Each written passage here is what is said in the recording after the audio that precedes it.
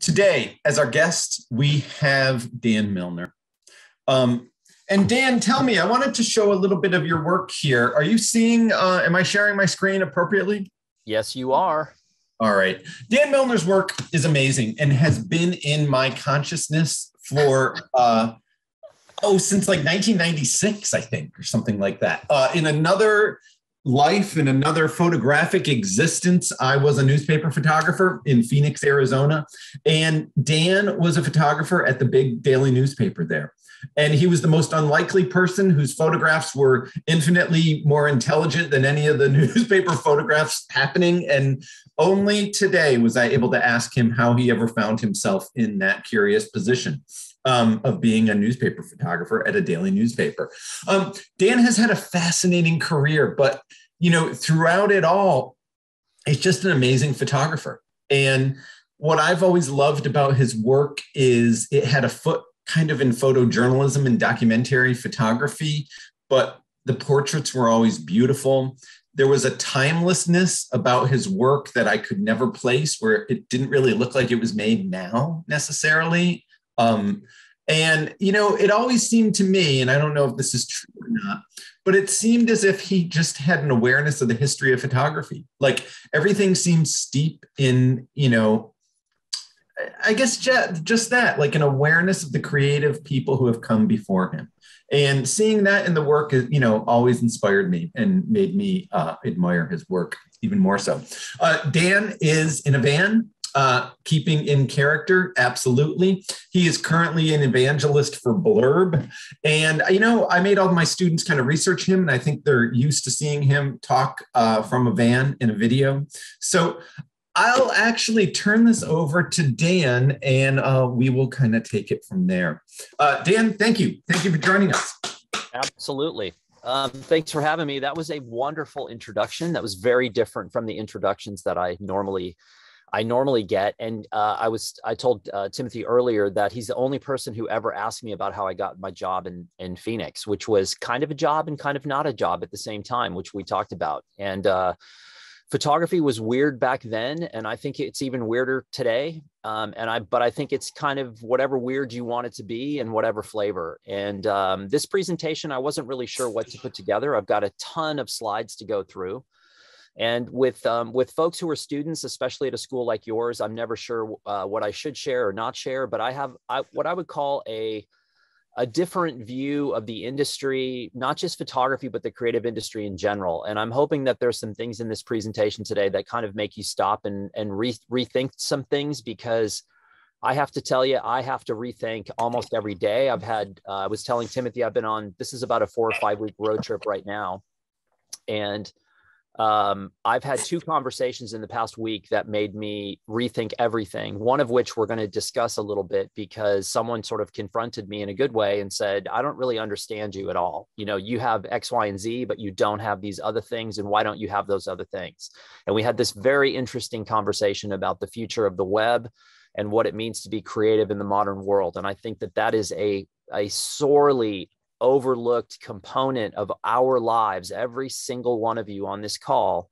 And I'm just going to say this up front, and then we'll get to my presentation, which has way too many slides and way too many things. But you know what? What else do we have to do?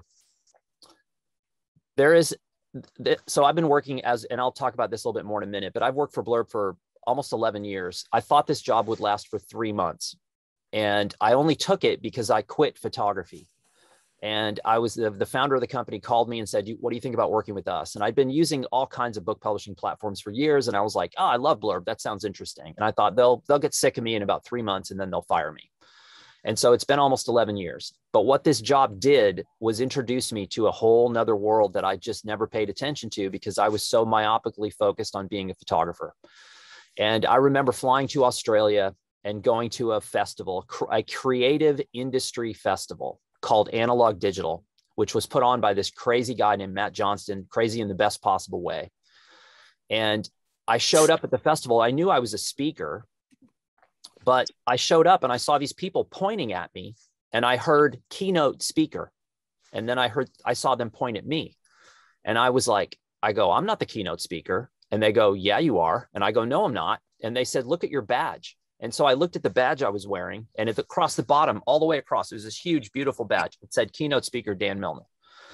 And there were like 3,000 people in this auditorium that I was going to speak to. And I was like, oh my God. And I went up to the director and I said, hey, I think you made a big mistake. Like, I'm not supposed to be keynote speaker. And he looked at me and he goes, you'll be fine.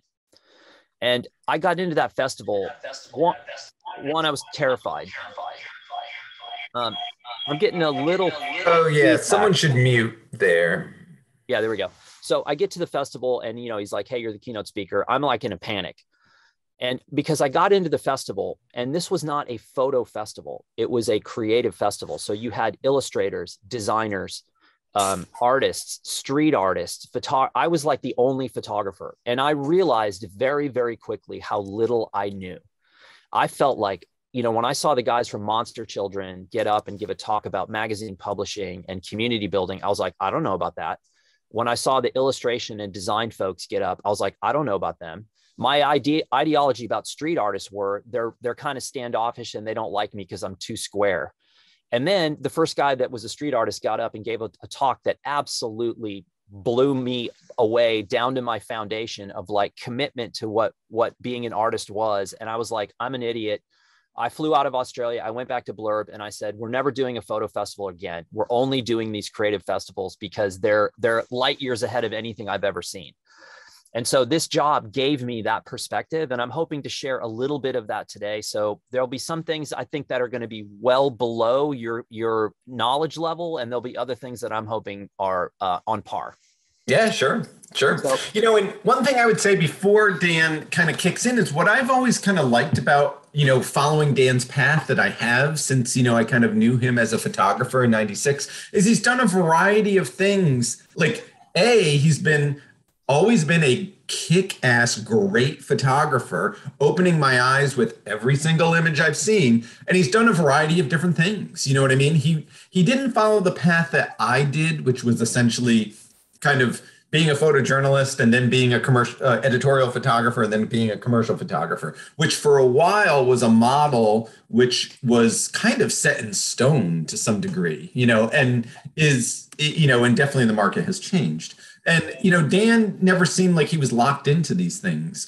But I'll let Dan kind of take it away from there. All right. So I'm going to hit this share screen, and everyone light a candle, hold your breath, because this works like 50% of the time, because my body puts off a death ray that kills all electronics. So here we go. Uh-oh. There we go. All right. Hang on. Hold the phone.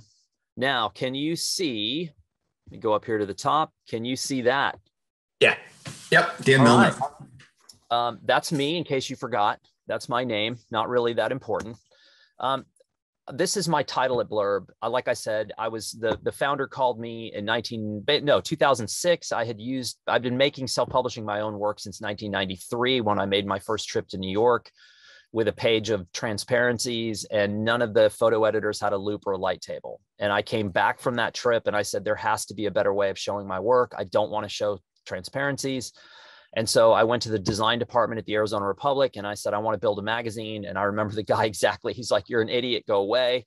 You're never going to be able to do that. And I was like, don't tell me what I can or can't do. I'm going to do this. And I spent 3 months and I built my first oversized magazine, which I sent out to the New York Times and German Geo and National Geographic.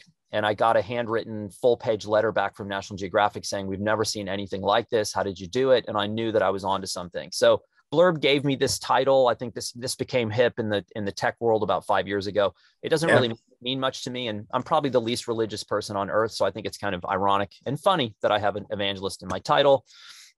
I want to say thanks for taking time today. I know that how busy everyone is. I think we're all masters of the multitask, and 3 hours or an hour and a half or whatever we end up doing is a lot. So I thank you for that. Why is it me who's sitting here? This is a little background. We talked about this. I did get a degree in photojournalism. I went to the University of Texas in Austin, kind of by default. I stumbled backwards into photography school. Oddly enough, and not many people know this, I had a scholarship waiting for me at another school as a shotgun shooter, as a competitive shotgun shooter, believe it or not. I grew up in the country. My father was in the ranching business. I grew up with rifles and pistols and shotguns. They were just a part of my life. And I started shooting a shotgun when I was a little kid, and I was good at it. It just came naturally to me. And there was a guy that was the US Olympic coach at the time who saw me as a kid. And he came to my father and said, when he's older, if he can academically qualify for this other school, I'll give him a scholarship and he'll travel the world as a shotgun shooter. And so I was like, that sounds pretty good. I didn't really love it. I was good at it. And so I was like, wow, I get to travel. Okay, whatever it takes to travel, I'll do that. And in the process of this long story, there was a problem at the school with my transcripts, and they booted me for a semester and I had to go somewhere else. That somewhere else ended up being San Antonio College, which is a 2-year community school in San Antonio, Texas, which was to me was the bottom rung. Like I felt like I'd hit rock bottom. But it turns out that they had a journalism instructor named Jerry Townsend, and Jerry Townsend saw some of my photographs and said, I'll give you a scholarship to be a photographer. And I never looked back. And Jerry Townsend was a tooth and nail guy who did not suffer fools and treated me like I'd been a photographer for 20 years and just busted my chops every day. And that set the tone for photography at that time. And I think Timothy can relate to that, where there was it wasn't the age of today. There were no, you want a friend, buy a dog kind of community. That people were sort of cruel to one another. But it really, to use a Texas term, it put some hard bark on me. And, it helps me get through photography. But I went to photography school, and then I spent almost 30 years in the field as a photographer. Then I quit. But I'm going to talk about why quitting was essential to me becoming who I am. Then Blurb, boom, 11 years, my life. And now I just want to retire. That's it. That's my big house, fancy cars. I want to be a YouTube star. No, not really. I probably will never retire. I think photography is sort of a sickness that we all have, and it's probably never going to go away, regardless of whether or not, if we work as photographers for our whole lives, it doesn't matter. I think once it's in your bloodstream, it's hard to get rid of. Timothy showed a few images, and he made a point about me changing my career on a regular basis. And that's something I've intentionally done. Every 5 or 6 years, I really make a right turn and try something new or different. That includes stints at working for Kodak, working for Blurb, doing portraits, doing weddings, doing reportage, all of that. But at heart, I'm a 35 millimeter reportage long-term project guy. That's who I am. That's the only thing I want to do. It's the only thing I do now, really, with a camera when I'm left to my own devices. This was the first picture I ever made on the US-Mexico border. I made this 10 seconds after I parked my truck in El Paso in 1990. It was pure mayhem that was going on there, and I loved every minute of it. I love the border. I still do, and I still visit as often as possible. Lots of political convention coverage, lots of getting punched in the head, kicked, gassed, clubbed, all the fun stuff of photojournalism. Did a long-term project about Islam in America, ended up in North Africa in a mosque in Fez. Long story, very interesting night of my life here. Long-term project in Italy about religion. This was fun. I think I did 4 or 5 years working on that. And this is from an ongoing project in New Mexico called Una Pura Verdad, or Simple Truth, about wildness in the American West. Again, this presentation is going to be weird. I hope it's weird. But again, I'm trying to lay some seeds here of things that I see and hear that make me kind of tilt my head and go, what's going on here? I think there's a lot of folks in our industry today who get this backwards. I think you have to work long enough to find your voice before you find your audience. It's not the other way around. If you do it the other way around, it's a short play, and I don't think you'll last in photography. And I think back to the cross-processing phase of photography in the 90s, living in Los Angeles, working for Kodak, visiting all the big West Coast photo studios, knowing all those photographers from every genre. And all of a sudden, here comes a group of people that were their one trick was I cross-process film. And it was hot at the time. Celebrity portraiture, editorial. Everyone was like, wow, this cross-processing thing, Kodak EPP run in C41. Oh, it's got this color shift to it. There was a movie that came out called Three Kings with George Clooney and Mark Wahlberg. That was a bleach bypass film. And everyone was like, oh, that's amazing. Well, guess what?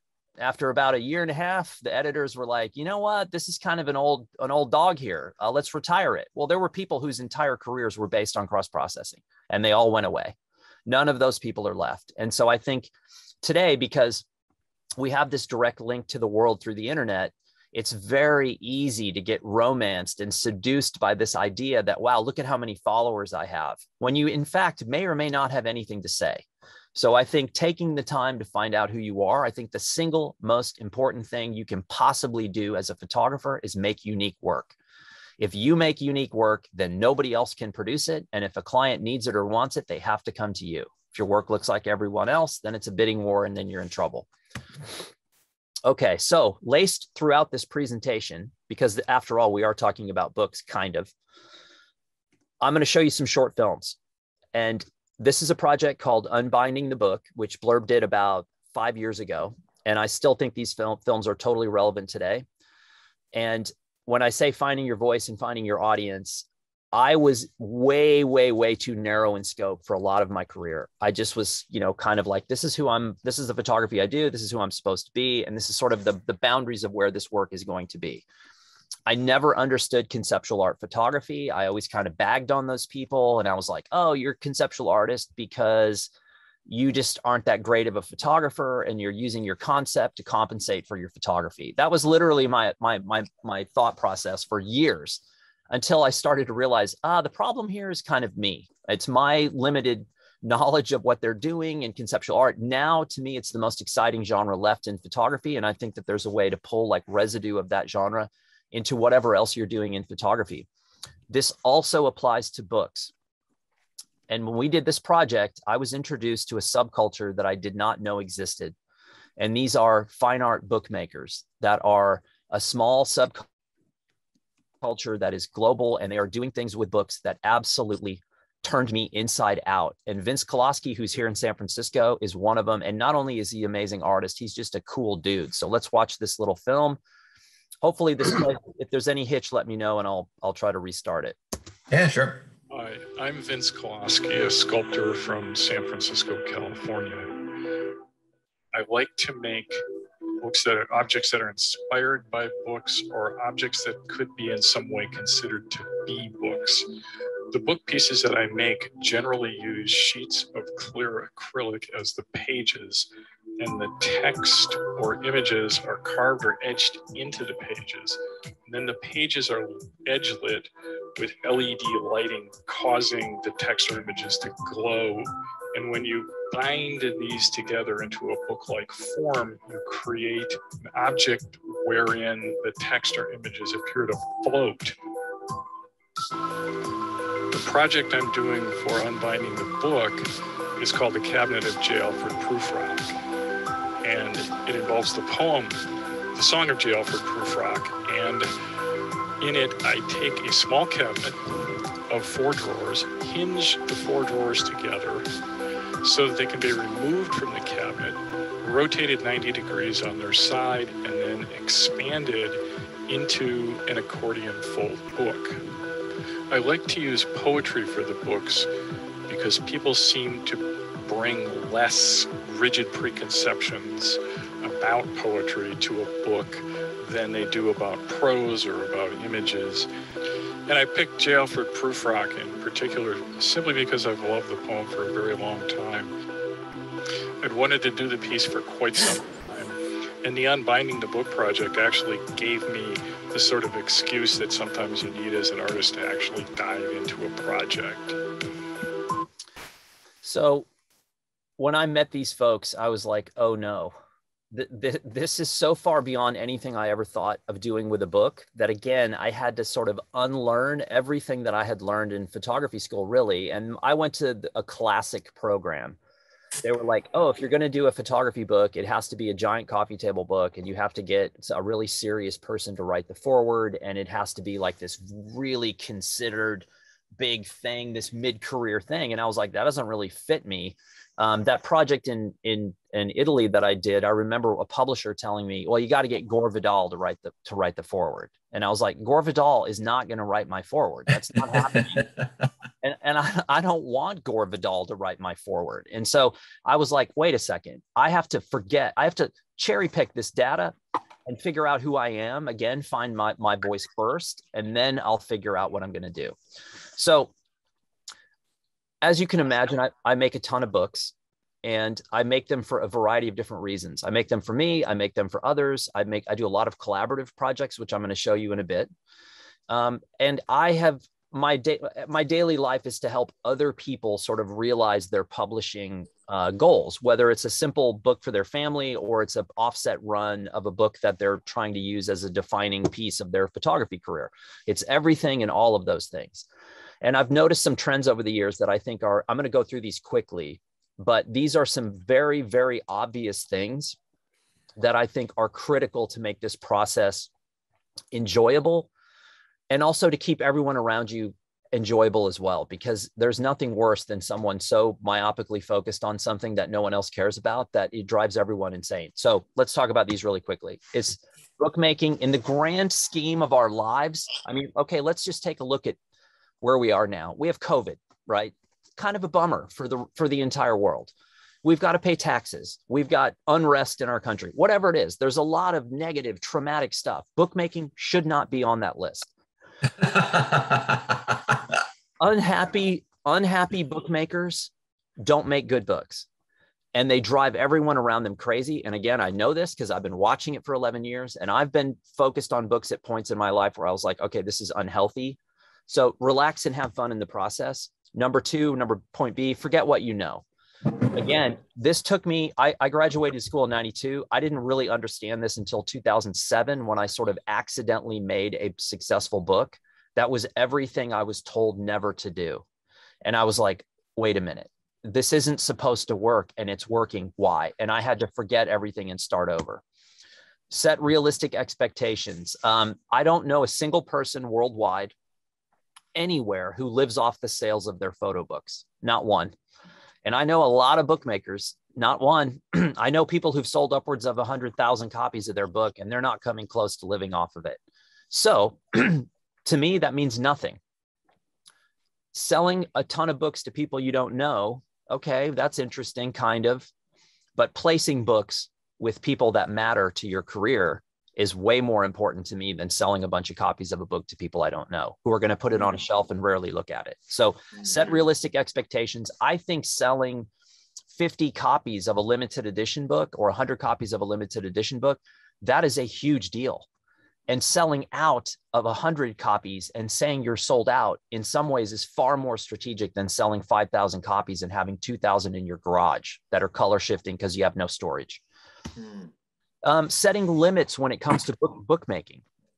I always joke with people, the good news about bookmaking in 2021 is you have a ton of choices. And the bad news is you have a ton of choices.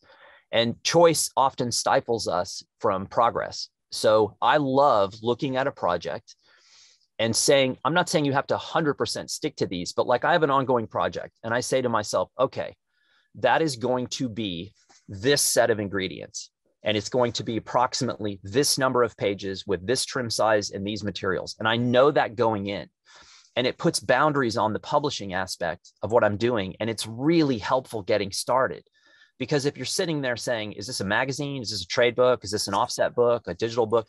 It's really hard to move forward. So actually setting limits on ourselves in the age of I want everything right now is kind of fun, and it's helpful. When it comes to self-publishing your work, a publisher with chances are is not going to be able to do this for you. But when you're self-publishing, you're not married to one object. And think about this. Imagine multiple formats of the same project at multiple objects at multiple price points for multiple audiences. That's intelligent self-publishing. That big coffee table book, no one's going to buy that, except your mom and maybe your best friend if you shame them into buying it. But a magazine that goes along with this, potentially that has a huge audience. And it's also a serial publication that a magazine signifies there's another issue coming. And so that's a way of getting people in. A small trade book that's a behind the scenes book that illustrates how the process behind your big project, that has 10 times the audience that your project does. So there's all kinds of ways of utilizing self-pub that a lot of people don't think out. They just marry themselves to one object, and that's kind of limiting. And last, this might be the last point, or maybe not. I don't remember. Collaborate. Jesus, it took me so long to figure this out. I didn't start collaborating until way too late in my career. And here's the thing. I think I'm an okay photographer and I'm an okay bookmaker, but I know a lot of people who are really good at photography and who are really good bookmakers. So when I collaborate, I look like a genius because I'm working with people who are way better than me. And my claim to fame with collaboration is I'm the one who bugs you until you collaborate with me. That's my strong point. But what I realized was it's very, very easy to have that photography life where your whole world is right here. It's like just you.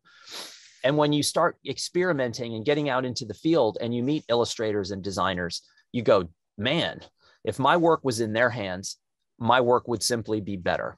And so collaborating is a sorely underused thing. Put it this way, every single person in this class has in some way, shape, or form a like-minded ideology. So your collaboration partners are sitting right in front of you on this call. You've got endless potential without leaving your school to collaborate. And also, by the way, collaboration comes in the form of sharing the cost. Imagine if everybody on this call put $500 into a kitty. Let's say there's 20 people on this call. You put $500 in, and you say, okay, we're going to hire a designer for $4,000, and then we're going to design a magazine where everybody gets 10 pages, and then we all come to an agreement before we print it that, okay, I'm going to send these to the 10 best clients I have, the people that I'm either working for already or the ones I want to work for, who I have a relationship with. And yes, I'm going to put your work in front of them, and I run the risk that they're going to see something of yours they like, and they're going to hire you and not me. But you know what? We're all adults. That happens all the time. And when you own your creativity and you own your collaboration, there's a respect level that comes with that. And it doesn't matter. It's going to come back on you in a positive way 100 times over. And you're sharing costs, you're hiring world-class design, and you're all walking away with a collaborative publication that can lead to all kinds of things. It took me 20 years too long to figure that out. So don't make the same mistakes. This last point is boring. This is something that I have to mention. Software and color management when it comes to bookmaking. Frankly, I do not care. Whatever software it takes to get you to make something in print is the software that you should be using. Good software is something you never think about. It never gets in the way. It's like a good camera. People that buy new cameras every 6 months, I'm like, how do you get used to it? You know, a camera is something you should never have to think about. If you are, it's not that good. And software and color management, the only people that think about color management are other photographers. The public wants to be educated or entertained. We are after, the only thing that any of us want as photographers and bookmakers is undivided attention. And it is like plutonium. It is in short supply, and it's guarded, and it's really hard to get to. And your perfect color management, the general public doesn't care. They don't hold your book up to a window like this and look at how the ink's on the paper. They're going to look at the cover and either say yes or no. You're getting my attention, you're not. So yes, is color important? Yes. Is your software important? Yes, but it shouldn't dominate the conversation. Dan. Yeah. Hey, we have a question here that kind of relates to what you were saying, and it's from Michael Chan. And he says, in regards to the limited quantity of books, getting them in front of people, etc., that you brought up, have you found it difficult to find the right people to get them in front of? That's a great question. The answer is, if you're just starting out your career and you don't have those relationships, I think it can be difficult. Obviously, we're all trying to build a database of legitimate, I don't like the word followers, you could use the word readers, or the people who are truly interested in you as an artist in your career. When you're starting out, that list is very small. When I was assisting and I got my first trip to New York to see photo editors, the only reason I got that trip were the photographers I was assisting for that had spent enough time around me that said, okay, Milnor's like a relatively normal guy. His pictures are in focus. He wants to be a photographer. I will make these appointments for him. So I went to New York and I met with, wire services and editorial photo editors and everything. And I had a tiny database. That was my only database. Now, I don't need to go to New York to see these people, and I can create a database of people. And we're going to talk about this in a minute. I think intelligent ways of doing that and less intelligent ways of doing that. But now that I have a list, the list that I have now, it's not hard at all to find the people that I want to put those books in front of. And the list is constantly changing because I'm not working as a photographer anymore. So I don't need to put those books in the hands of, let's say, an editorial photo editor, because I'm not doing editorial work. But there's a whole other set of people that I would have never thought about years ago that I'm putting my books in front of, that are leading to work and jobs that frankly, I don't even want, but the work and jobs that I'm like, wow, this is coming because of these publications. I mean, I got a year-long contract to do creative work for a guy who works in an industry that I know nothing about. And that came from him seeing a magazine that I had done, which I'll show you in a second, 4 issues of a magazine. And he saw them and said, who did this? And I was like, oh, those are mine. And he turned to his people and he goes, that's who we're going to hire for the next year. And I was like, no, I don't actually want to do that. But then the more I learned about it, I was like, okay. So finding those people, and I'll give you another little short story. I know someone who sold many, his last book sold tens of thousands of copies. Mainstream publisher, very smart project, good photography, sold tens of thousands of copies. And he told me that he only needed 100 copies of the book. He said, there's about 75 people in the world who I need to have that book. And the rest of it is just, gravy. It's nice, flattering, sold some books, made a tiny bit of money, but there's 75 people who are going to make or break my career. And these are collectors, art buyers, art directors, photo editors, print collectors, book collectors. Those are the kind of people you want. So right. I hope that answered your question. Yeah. So this happened probably a year or so ago. I was talking about print online, and some guy wrote me, and I love comments online because they're just the most horrible things ever, but they're really funny. And this guy goes, I was talking about print. He's like, you're a total idiot. We live in the digital age. No one cares about print. And I'm like, I go, that's actually kind of funny. And he was way more vicious than that, which makes it even funnier. But I was like, I get that. I mean, if you're coming up, my nephew's 16, he's on his computer all the time. His life is very much a digital life. But I'll just say this, I think print is important for a variety of reasons still. And I'll tell you, as a portfolio reviewer, something that happened a couple of years ago that I think is really funny. Someone I know organized one of the best lineup of portfolio reviewers I've ever seen. And this was in a major city in America. And the people he got to review are people that you never see. They never come out. They're like superstar photographers. But my buddy has like a really great relationship with them. And he calls me and he goes, will you review portfolios? And I'm like, I don't even want to be near that panel because they're way better than me. And people are going to be like, why is this guy reviewing my work? But he's like, no, come. So I sit in this row of reviewers and people are walking up with iPads and laptops. And the guy on my left and the woman on my right, who are like what I would call legends in photography, turn to me for some reason. And they go, why on earth are these people showing their work on these devices? They were like, where are the prints? They go, these are not edited. These galleries of images, there's too many and they're flipping through it too quickly. And when I asked them why they're showing specific images, there's no real interest. And their point was, when someone walks up with a box of prints, you may or may not like that work. But when you say, why did you print this image? There's typically an answer. There's a level of consideration because you are paying for print and you are waiting for print. So it's like putting a negative in the carrier in the darkroom. And we've all done this. We've mixed the chemistry. You put your neg in the carrier, and then you have that conversation with yourself because you know how much time this is going to take. And you say, is this good enough? Is this good enough for me to spend a half a day?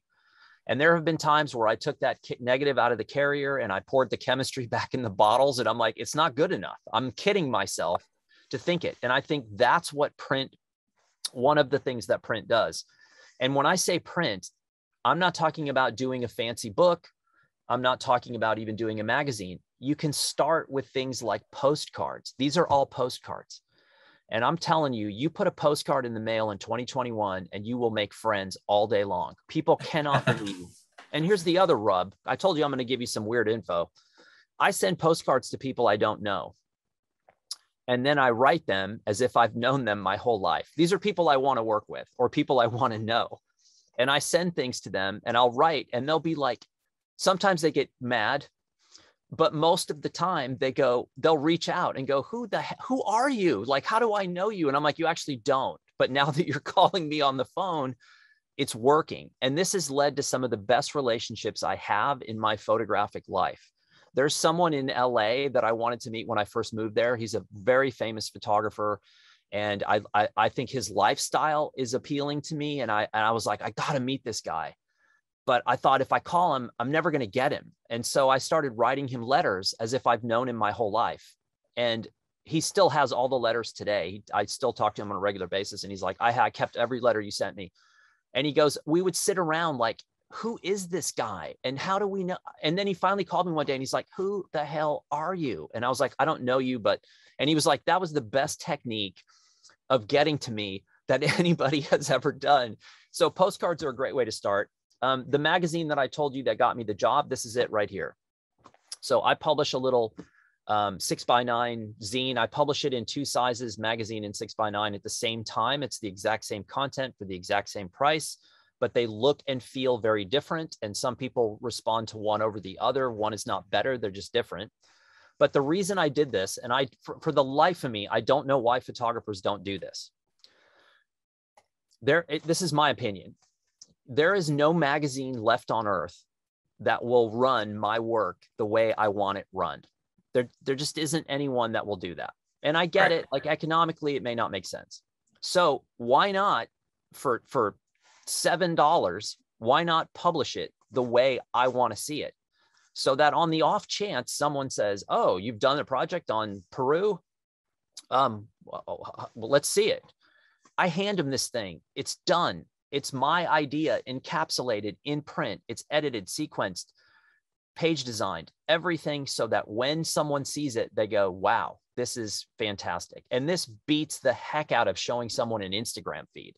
Instagram just bounces, especially off of anyone that's at CEO level. CEO, CFO, CIO, none of those people are on social media. They don't want to be. They're never going to be. They don't leave electronic trails. They don't leave paper trails.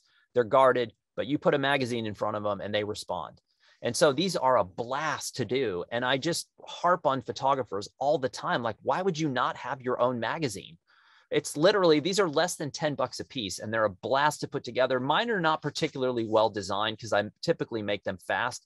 And the only reason I made these was to shame other photographers into doing their own. So it is not beyond me to like ridicule my friends until they get so fed up with me that they cave and do what I'm asking them to.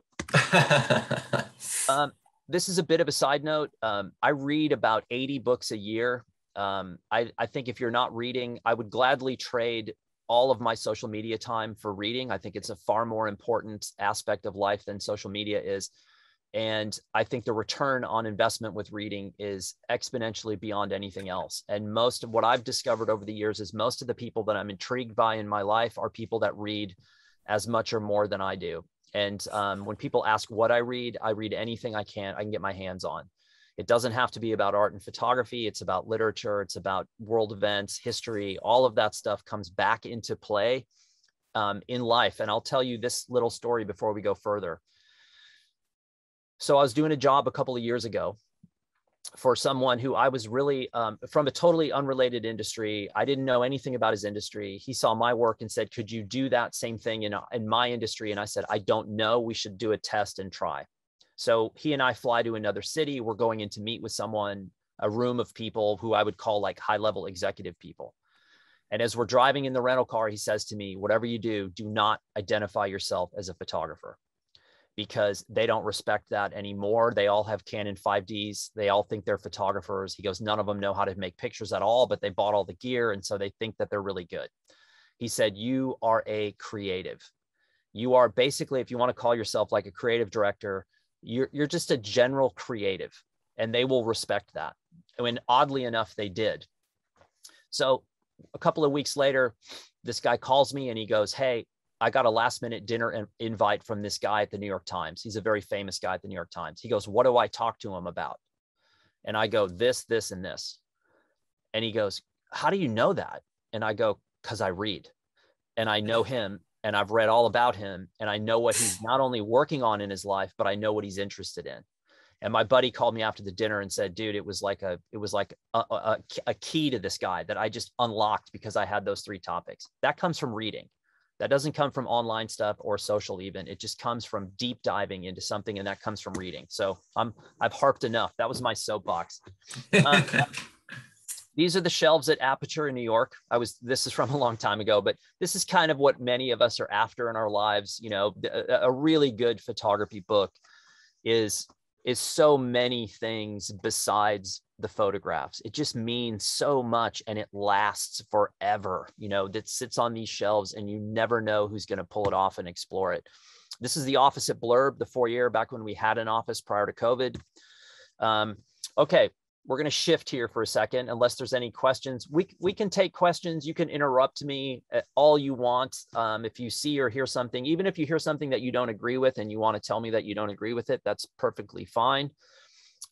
We've got a lot of different things to cover, and some of this is agonizingly boring, but it's important, especially if you're ever going to use the Blurb platform. And as you can tell by now, I think that might be one of the only times I've mentioned Blurb on this call. Blurb is a very peculiar platform to me. It's not perfect. It's far from perfect, but it is a unique thing in my experience. And it is very strategic in so many ways if you allow it to be. And so there's a couple of things that I wanted to go over in regards to Blurb, but the important part for me is that you print. It doesn't matter if you use Blurb or you use Mag Cloud or Artifact Uprising or Asuka or anyone else. My opinion is that you should be using all of them and know exactly what they do. I look at these platforms and these programs as tiny versions of Google or tiny versions of Apple. We're using them all the time, but we're cherry picking what we need and want per project, per thing.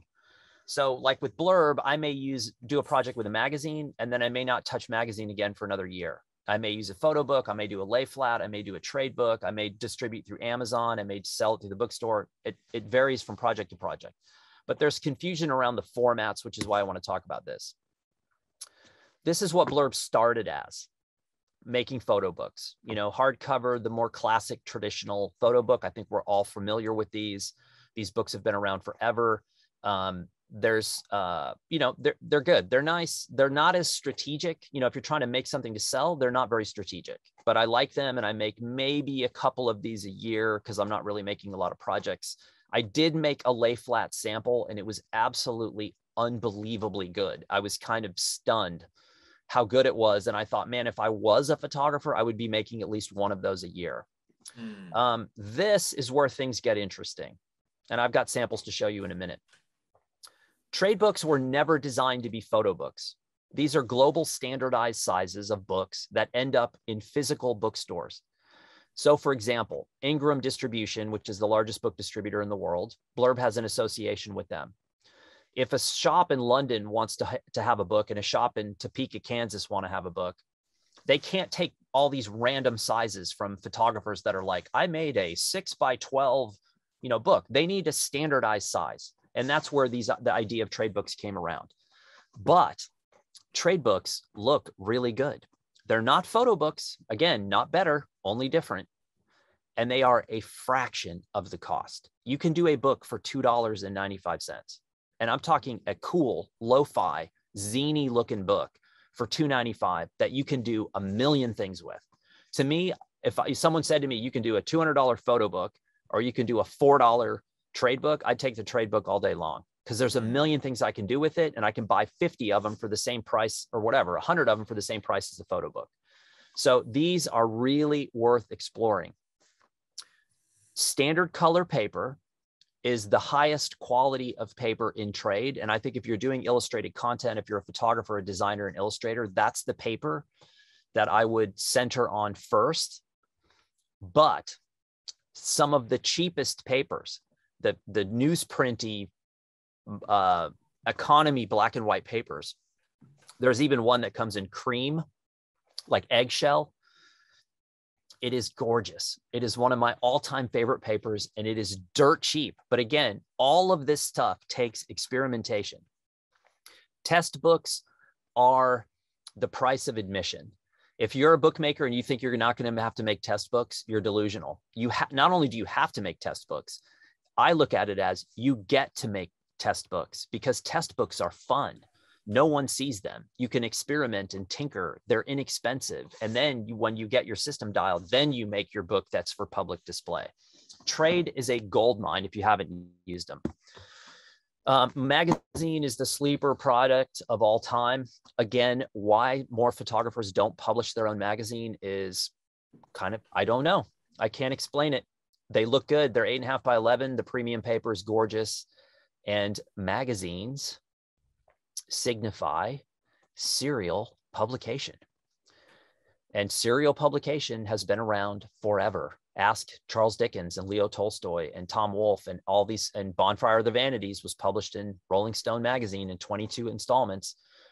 This has been around forever, and it's such a fun strategic tool. And when you walk into someone's office, like an editor or someone that you're sending your stuff to, and they've got your volumes of their magazine on their shelf, it's pretty cool. Greatest kept secret in the world would probably be like, is Bigfoot real? Like if Bigfoot is real and someone knows it and they're holding that as a secret, that's a pretty big secret. But Blurb does offset printing. We do custom offset printing, and we have for years, and no one knows about it.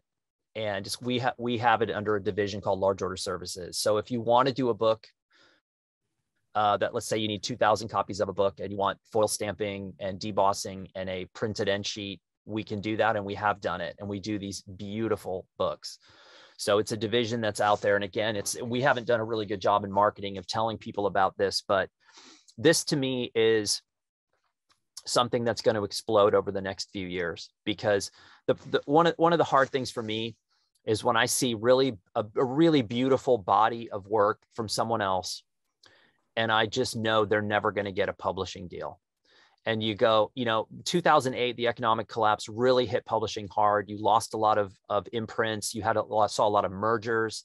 You'll hear things from publishers like, we only publish slam dunks now. We don't take chances. And let me just explain something. So in the past, let's say that a celebrity at Christmas time decided that they wanted to do a point of purchase book for every shopping mall in America, right? A famous Hollywood celebrity. And the publisher's like, yeah, that sounds like a great idea, because they know that book's going to sell tons and tons and tons of copies. Right. In the old days, they would take the revenue from that and they would say, hey, this student at Academy of Art has this unbelievable project that's never going to make any money, but that book really deserves to be published. And they would pull some of that funding from the money from the celebrity book, and they would publish this other book. And I think what I've seen since 2008 is that rarely, if ever, happens anymore. They're only doing those slam dunk things. So a lot of really wonderful books are not going to get published. And so the power shift is happening where the artists themselves can now control most of that process. And if you can get a beautiful offset book on your own, and you can hire a book designer on your own, and you have an email mailing list with 1,000 people that love your work, you've got a real self-pub viability there that in the past would have been impossible. So it's kind of an exciting time. I'm not saying it's a perfect system, but it's very cool when I see it working. And then I just threw this slide in, Mag Cloud.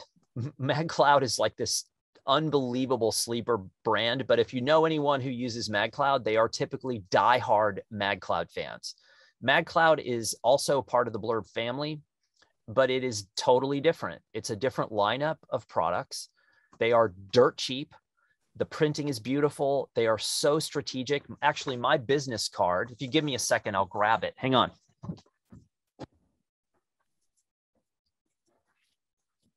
This is my business card. This is a 50-page Mag Cloud digest. Let me find a super macho spread here. So when I meet someone that I want to work with, I will give them one of these. It cost me $7. So it's not like, super cheap, but pretty darn good for, and it has all kinds of things. It has writing, it has photography. This is Mag Cloud. Again, I've done probably 20 blog posts in my life about the difference between Blurb and Mag Cloud. And then they're totally different. And the way that you make the products is totally different. And the look and feel of the product's totally different. They're not better. They're just different, and they are incredibly strategic. I mean, you can get one of these for $1.20 an 8-page Mag Cloud digest for $1.20 in both landscape and portrait mode. So if you're a portrait shooter and you've got 8 pages for $1.20, you're going to pay more to ship it than you will to pay for the product. And they look awesome. So if you haven't used Mag Cloud, you got a nice little exploratory session on your hands. Software, this is the really boring part of this talk. So I'm going to go through it fast so I don't lose people. Free Blurb software, pretty good. If you are a page designer, and I'm guessing that a lot of people on this call are pretty advanced when it comes to design, far more than I was. I didn't have any classes on design in college. I didn't know anything about what I was doing.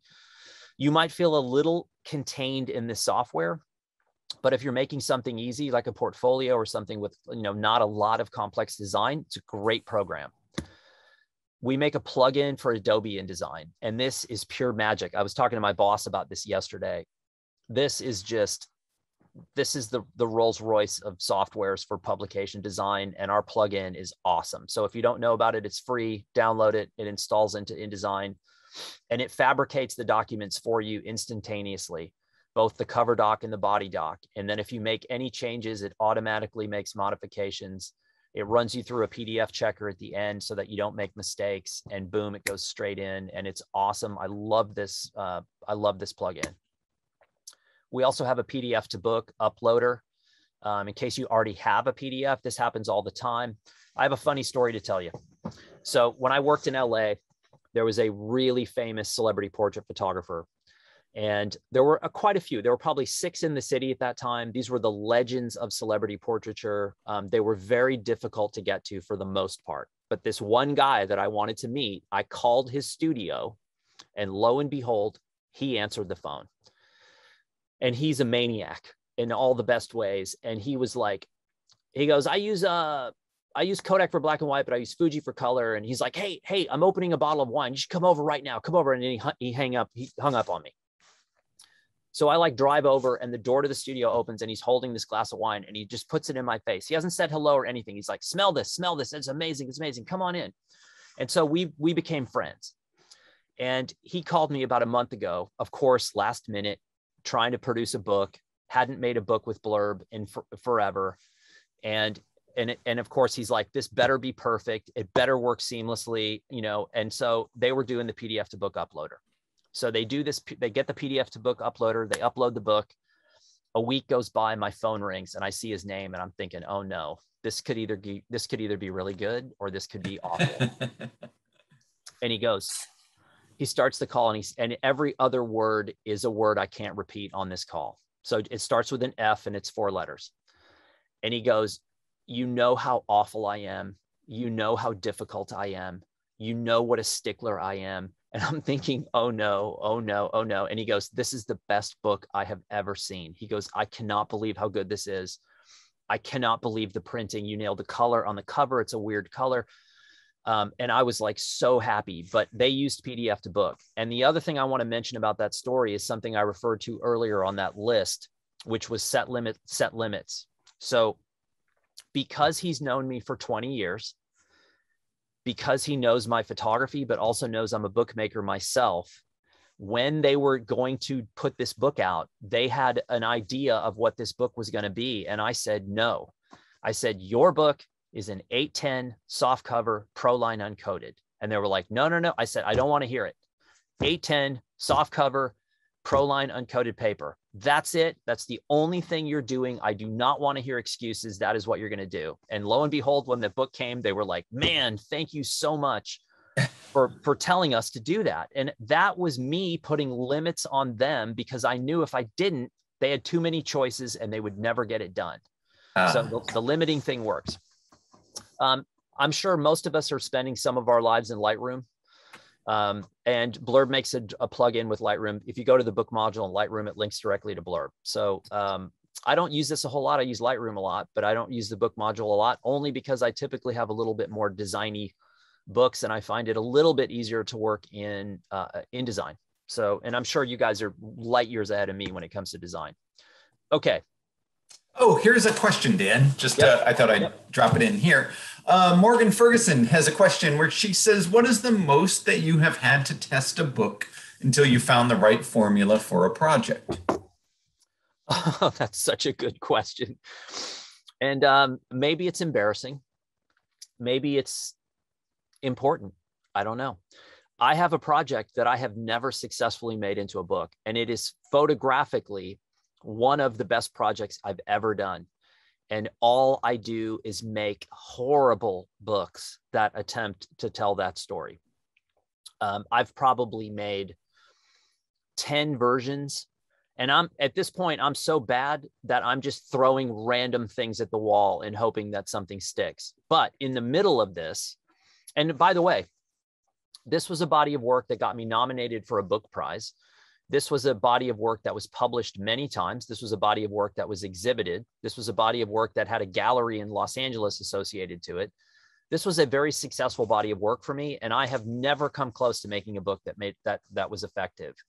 In the middle of it, though, I met a designer out of Sydney, and he approached me and said, "Would you consider doing a collaboration? I would love to have that work, and I will design it into a newspaper." And we did our own newspaper. And yeah, he took it, and I was like, "Oh my God, there it is. That's what it's supposed to look like." I can't do it. My skills, and this is very important, and I'm glad you asked that question. Just because it says self-publishing doesn't mean you do everything by yourself. I can't design to save my life. Like, people go, "Oh, your design's pretty good." And I'm like, "No, it's not. You can tell me it's not good." So I know that when I do a project that's legit, if I can't do something, I've got to get help. Typography is another thing. Like, I didn't know anything about typography, literally, until I did a trip for Blurb with a designer out of San Francisco named Bob Awfuldish. And Bob does like David Mazel's books. He's responsible for two of my all-time favorite books. One's called Oblivion, which is about the city of LA, and one is called Library of Dust. And these books are, design-wise, I was like, they're so much better than anything I'd be able to do. So I met Bob, and I was able to fly to like 4 cities around the world with him. And Bob knows and teaches typography, amongst other things. And he just opened my mind to, I saw his presentation 7 times because I was like, I'm an idiot. I know nothing. And I have to either work with someone like that if I'm going to do a book. In fact, I'm going to show you a collaboration project in a minute. And he was the first designer I reached out to work with, because, and I didn't actually get to work with him, but he was the first one. And I thought, man, because he's just so much better than I ever will be. So the answer is I've got projects I've never successfully published. All right, let's take a look at this film.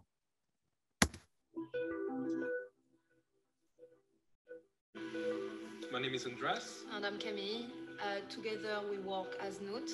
We are artists working within technology, or technologists working within art.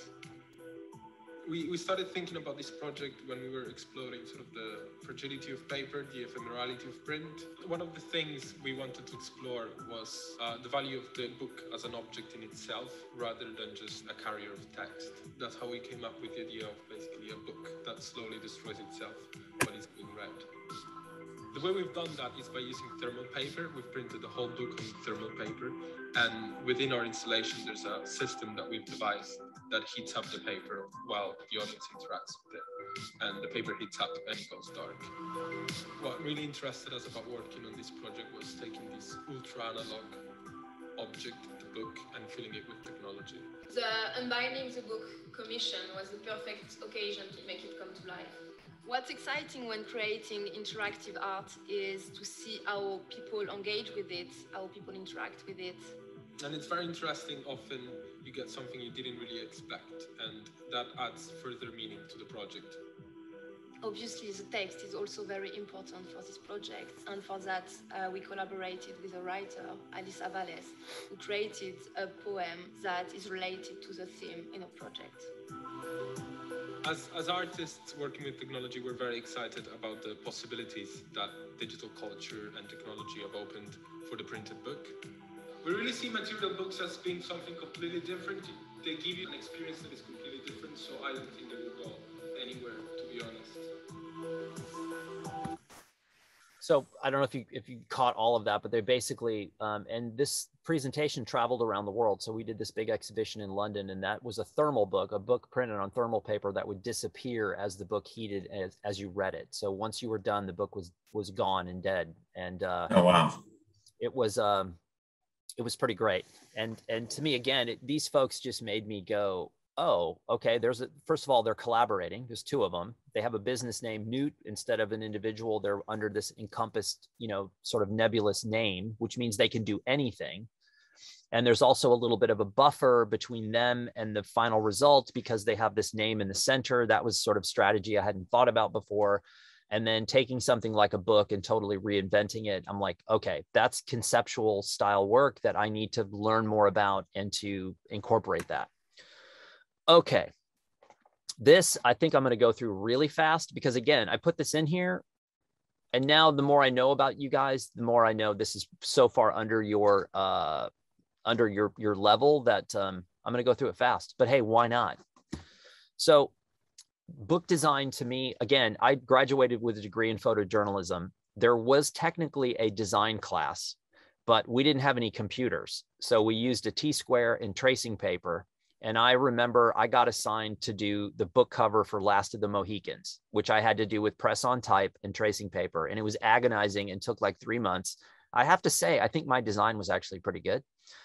But when 93 rolls around and I go to New York and I'm frustrated with transparencies and I come back and I start designing, I had no education whatsoever. I did not know what I was doing. And my publications really looked like I didn't know what I was doing. And so book design was a language that I just didn't know existed. Typography was a language I didn't know. And so I'm still, all these years later, very much playing catch up. I would say that I'm a basic designer, but there are techniques and sort of things that I've learned to do, areas where I look. I obviously look at a lot of publications. I think that's one of the best things you can do, finding designers that you engage with. I'm a huge fan of 80s fashion magazines because they had all the money and they had the best art directors and they had the best photographers. The 80s and 90s, there was more money. People were just taking money and just like, whatever you want. You want to go to the desert for 10 days with supermodels and like, Tri-X and a Pentax 6x7. Yeah. Okay. Whatever. And you have $100,000 a day, budget for your catering. Yeah, no problem. And so they also had designers that had freedom. And so this is a spread that I basically stole from an 80s fashion magazine. And I'm just kind of throwing this out there because with things like this use of typography was very much 1980s, 1990s. Books like Cyclops by Albert Watson. These were things that you just looked at and said, what am I looking at? Everything I learned in school was just like taken and turned upside down. So I love stuff like this. I love looking at page design and saying, what can I adopt from this, learn from it? Again, these are basic spreads out of an 80s fashion mag that I just took an image of mine. And I am constantly playing with page design. I leave the Blurb software open on my desktop. And I have this, it's basically a publication that will never get printed. It's just random spreads and random designs. And I'll be doing something totally unrelated. And then I'll be like, oh, I need to try this. And I'll do a spread like this. And I'll go, okay, there's something in here that I can use. Like a serif versus sans serif font, those minor little things that can make or break a publication. Same thing. So these were all done for no reason other than me saying, I've got 5 minutes. I'm going to play with design and typography. So I write a fake. I was in Paris in 2015 for the terrorist attacks. And so I did this thing, the City of Light reemerges after the trauma of 2015. That's not a real story. I was just like, off the top of my head. And then, okay, if that was the story, then what image am I going to use to like counter this? I need something recognizable, Paris, but the chain across the top is like setting this sort of foreboding tone that would emerge with terrorism, that kind of thing. So that's the weird stuff that's flying around in my head all day long. I'm not saying this is good. I'm just experimenting here. And again, I'm stealing from the 80s fashion and saying, their use of typography was way different than the photojournalism world. If I ran copy over an image in college, my instructors were like, blasphemy, you can't do that. And I'm like, yes, I can. I've seen it and it works really well. So this is the fun, like experimentation, tinkering side. Again, same exact thing. This is a horrible spread, but I'm like just throwing things and tinkering and experimenting. This is even worse. And then this to me is like, okay, now I'm sort of angling in the direction that I want to angle as a, you know, I make this picture in San Diego on the backstretch of the Del Mar racetrack. And in the morning, I didn't know they washed the horses every morning. So I'm like, that's interesting. It was Fuji 6x9. I shoot this and I go, okay, that would be a good frame for like a spread. No one's asking for this. I'm just tinkering. Cover design too. You know, I mentioned this before. We're in such a attention economy, you know, that the attention is the currency being traded. I think Doug Rushkoff said, and I love that expression because I think it's real. And I think covers just make or break everything. And so I used to have a slide in a presentation where I used to do portraits, and I would always do books from all of my portrait shoots. And there was never a photograph or a portrait on the cover of any of the books. The books all had nebulous, very strange, ethereal covers that had no copy and no portrait, because I realized if I put portraits on the cover, no one opened the book. But if I put some weird ethereal thing on there that confused people, they were like, huh, what's that? And then they would open it. And I'm like, all right, I'm sort of conning them, but it works. So I like doing this stuff as well. These are actually basic cover templates from Canva, which is another company that I really like.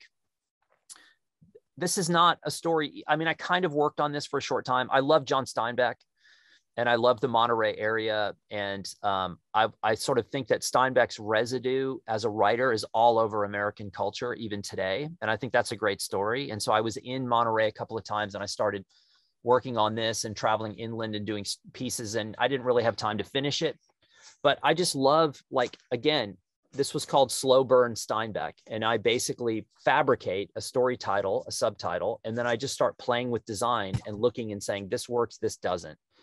The cover on the left, to me, it's okay. I mean, at least it's maybe heading in the general direction. The middle and the right are terrible. They look like surf magazines. They don't look and feel like anything I would want associated with this feeling of these photographs that I made. This one, I think, to me is the closest. You know, is this great? No, but at least I'm like, all right, what can I take from this that may work down the road? Obviously, there was a lot of alcohol at the time. This was another like mock-up. This looks, I don't know, a little too, this not right either. This looks like, you know, Outside Magazine or something. I don't like it. And this is even worse. This looks like, you know, I love surf mags, but this kind of, it doesn't work for a story like this. And again, I just tinker and play with this stuff all the time to try, even if there's one tiny aspect of this that works, I can take it and use it somewhere else. Same image this time, but on 4 different covers, but using the same image, and how the design of the overall page will have such an impact on what this looks like. I actually like this image. And does this look good, or that, or that, or that? Again, maybe it's just me. I hope other people are doing this and it just doesn't show what a kook I am. But, you know, just taking an image like that and saying, okay, I think this image has legs.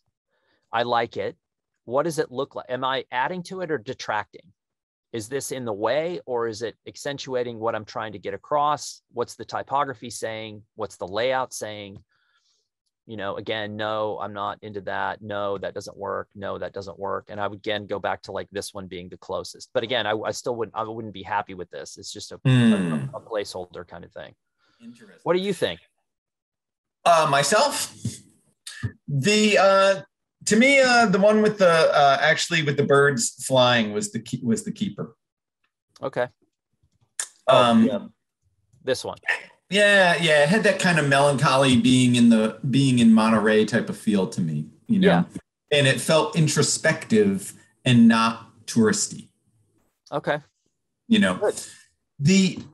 With these design things in mind, we have a couple questions here. And actually, okay. I thought we would just let the students themselves kind of pitch them.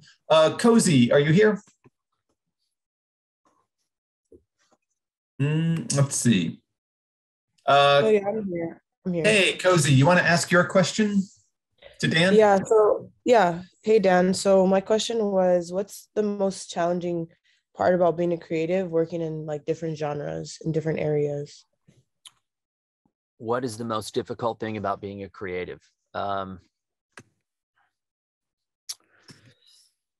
Let's see, where do I start? I think it depends on what stage in your life you are. I think initially, let's say when I graduated from school and I got into the greater world, there was a twofold challenge.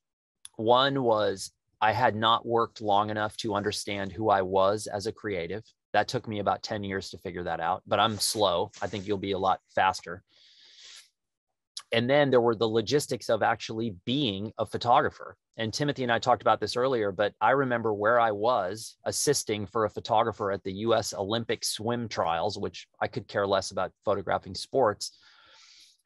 But we were driving down the road in Phoenix in the early morning going to this trials. And he said, "How are you doing your taxes?" And I was like, "What taxes?" And he was like, "Oh boy." So there was the logistics of being a photographer, like actually being invoicing, bidding, pitching, talking to editors, following up, delivering work, all that stuff. I didn't know how to do any of it. And then it was, oh, by the way, when I am doing it, I'm shooting everybody else's pictures and I'm not shooting my pictures because I don't know what my pictures are yet. And it wasn't until I really spent 4 years nonstop shooting not what other people were telling me to shoot, but shooting what I was thinking about when I went to sleep at night and what I thought about when I got up in the morning. These stories like the border, I love the border. You hear Americans talking about the border all the time. And these are people that never even been there. And they're like, "Oh, this is happening. And this is the way it is." And I'm like, "When's the last time you were there?" And I'm like, "Well, I've never been there, but I'm an expert on it." I'm like, "You should go because it's very different." So I was passionate about the border, but I didn't know what I was doing. And so it took a long time. I think at this part in my career, it is still getting my head around what it means to be a creative member of society, because as creatives, you are treated differently than anyone else. And this is a thing that never gets spoken about in photography. And it's so important. Before, it's like the company, you've heard of this company, BlackRock, right? BlackRock is potentially the most successful investment firm in the entire world. They have their fingers in everything. And they have their fingers in everyone on this call. We're in some way, shape, or form connected to this company, but like no one knows about them. And I think this is how I feel about photographers who are so focused on photography, but they forget they're part of the creative industry. So a few years ago, this was back when I was living in LA, one of my neighbors was a private chef for celebrities, like A-list, super high level celebrities. And those people make me nervous. Even being around those people, I'm like, this is not my scene.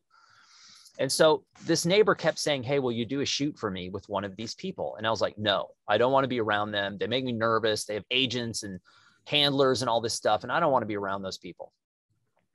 So she kept badgering and kept badgering. And one day I was like, okay. And then before I went over there, I felt like an idiot, but I was like, I don't really know what to wear. Like, what am I supposed to wear to something like this? And she called me and she goes, "Look, you never have to ask me this again because they're terrified of you." And I was like, "What are you talking about?" And she goes, "They think you're an artist. You can do anything you want because you're an artist. There's no excuses. There's no apologies. There's no nothing. You are the one in control."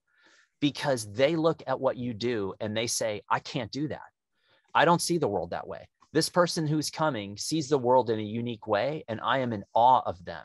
Even though they're the super high-end celebrity and I'm a nobody, they're apparently afraid of me." And I was like, I never thought about that. That's pretty interesting. So how many times, everybody on this call, how many times have people said to you, "Oh, I could never do what you do. I'm not creative. I'm not an artist." You know what? That's total BS. Every human being is creative. But here's the thing. If you're my age, I'm 52. Tim, I don't know how old you are, but we're in the same ballpark. Yeah. We're in the same ballpark. When we went to school, creativity was not a cool thing. Your teachers would be like, "Stop daydreaming." Stop, art is a hobby. It's not a career. My dad said, photography is a hobby. You should be an investment banker. We have it forced out of us. We have it taught out of us. We have fear thrown our way to push creativity out of us. We all have it. And when you have it, it comes with license and responsibility. And you have to understand how to harness it. You can't abuse it and have an attitude and think you're super cool and cocky. But we contribute to society just like every other industry, whether it's the airline industry or finance or mining or anything else. The creative industries contribute to the GDP, and with that comes power. And you cannot give it away. And I think if you look over the last decade, especially with the rise of big tech, the Facebooks, the Instagrams, all we've done is give it away. And if we don't get it back, it's not looking pretty. So we have to figure out ways to maintain control. And that is what I would say is the hard part today. Maintaining control and getting legitimate wages for what it is you're doing. That's hard. That's it. And I'm not looking at dabbling in photography. I'm looking at a career. And I think when you look at it as a career, you have to think about long play and not short play. Short play was cross-processing. Long play was taking a class in art history and saying, who came before me? What do I have to say? What's the context of my work? Where does my work fit? What am I adding to a conversation? So that when you sit down with an art curator and you say, I did this project because of something that was done in 1862, that was also done in 1762, and that was very influential to me, and I'm adding to the conversation. They're like, all right, I got somebody here who's like got their foot off the gas a little bit, looking at the greater picture of being creative. That's hard. I know that was a long-winded answer. Yeah, that was good. Hey, let's take a couple more questions that we have here, and then we'll try to take a little break and then come back and give you the stage once again. Dominic has a question that relates to design and working with designers. Dominic, are you there? Where is Dominic? Yeah. Dominic is there. Dominic, you want to ask Dan your question yourself? Yeah, sure. So my question is, what's the process that I leave the book design to a book designer or graphic artist other than a conventional book design website? And what is the great way to find the designers? That's a great question. So the question is how do you find a good designer? And two is what's the relationship and how does that relationship work with a designer? So those are both really good questions. So there are various ways of finding a good book publisher, a good book designer. And those are both online, and those are also what I would say physical or in person. Number one is to go and look at illustrated books. And depending on where you live, there are places like I live in Santa Fe, New Mexico. We have a bookstore called Photo Eye. It is considered by many to be the single best photo bookstore in America. For sure. And I can go in those shelves and I can look. And you will see design that will immediately jump out for one reason or another. And I go and I look and see who that designer was. And if I like that work in the designer, I will reach out to them. Whether or not I'm ever going to work with them, I reach out and I say, you know what? I went to Photo Eye and I saw this book. And I think your design was stellar. That was amazing. And everyone loves a pat on the back. And most of the time they'll reach out and be like, oh, I really appreciate it. Why were you in Photo Eye? And now here it begins, this little relationship. The three designers that I work with the most are all based in Sydney, Australia. I met them in person at events. Two of them I interviewed. And in the back of my head, I said, at some point in my life, I'm going to find a way to work with both of these people or all three of these people. And so far, I've worked with two of the three, and I've worked with them multiple times. The relationship with the designer, and what I should say before I go to the relationship is you also have sites like Readsy. And Readsy is an online community of designers that are based all over the world. And you can go on digitally and look at their work and see what they've done and then reach out and collaborate that way. So Blurb had a little not a partnership, but we did something with Readsy years ago. And that's how I found out about them. I found two designers on there specifically, both in Berlin, that I absolutely loved, that I'm still trying to find a way to work with. They were both a little outside of my price range, and deservedly so. So I looked at what they were asking for their fees, and I was like, okay, that's really high, but I absolutely love their work. So I get it. You know, if they can get that fee, then more power to them. So I'll figure out a way at some point. The relationship depends on the job. So for example, I've been in relationships with designers where I had to be the one that not dictated the design, but gave a lot of direction for one reason or another, like we need this to look a certain way. But most of the time when I reach out to a designer, it is because they are far superior to anything I would do. And I say to them, you have total control over the design. So do the design. And if there's some glaring thing that you might not know about that has some meaning that you may not know, I will have to say, like, look, I can't, you know, we need to swap these images. This just happened. I'm going to show you a zine in a minute called AG23, which is what's on my sleeve. And there was a spread in the second issue of the zine, a spread by Jan Buchowski, which was a story about Mescalero Apache maidens, who are 13-year-old girls that are transitioning into womanhood. And Jan had done this story. And the last image of the spread was not the image I wanted. I wanted to end the zine on this one particular image that I had seen in a gallery in Santa Fe. So when I walked into the gallery, I didn't know who Jan Buchowski was. I'd never seen this work. I walked in, giant image on the wall of this one scene. And I was like, holy cow, who did that? Like, what is that? Who did that? And I wanted readers to end my zine with that same feeling. So I reached out to the designer, Zoe Sadakirski, and I said, hey, I need to swap these pics. The rest of the design of the zine was Zoe, because Zoe is incredible. And what part of the, you know, when we hired her to do the zine, I said, this is yours. Like, you're an equal player in this whole thing. We're paying you to do this, yes, but you have total control over the design, because she's so much better than I ever will be. I don't want to get in the way and micromanage anything because I don't know what I'm doing. So she does it, and I'm like, holy cow. And my collaboration partner, when we get the early designs back from Zoe, we both just look at each other and go, Jesus, we'd never be able to do that. So that's the fun. That's awesome. Wow. All right. Interesting.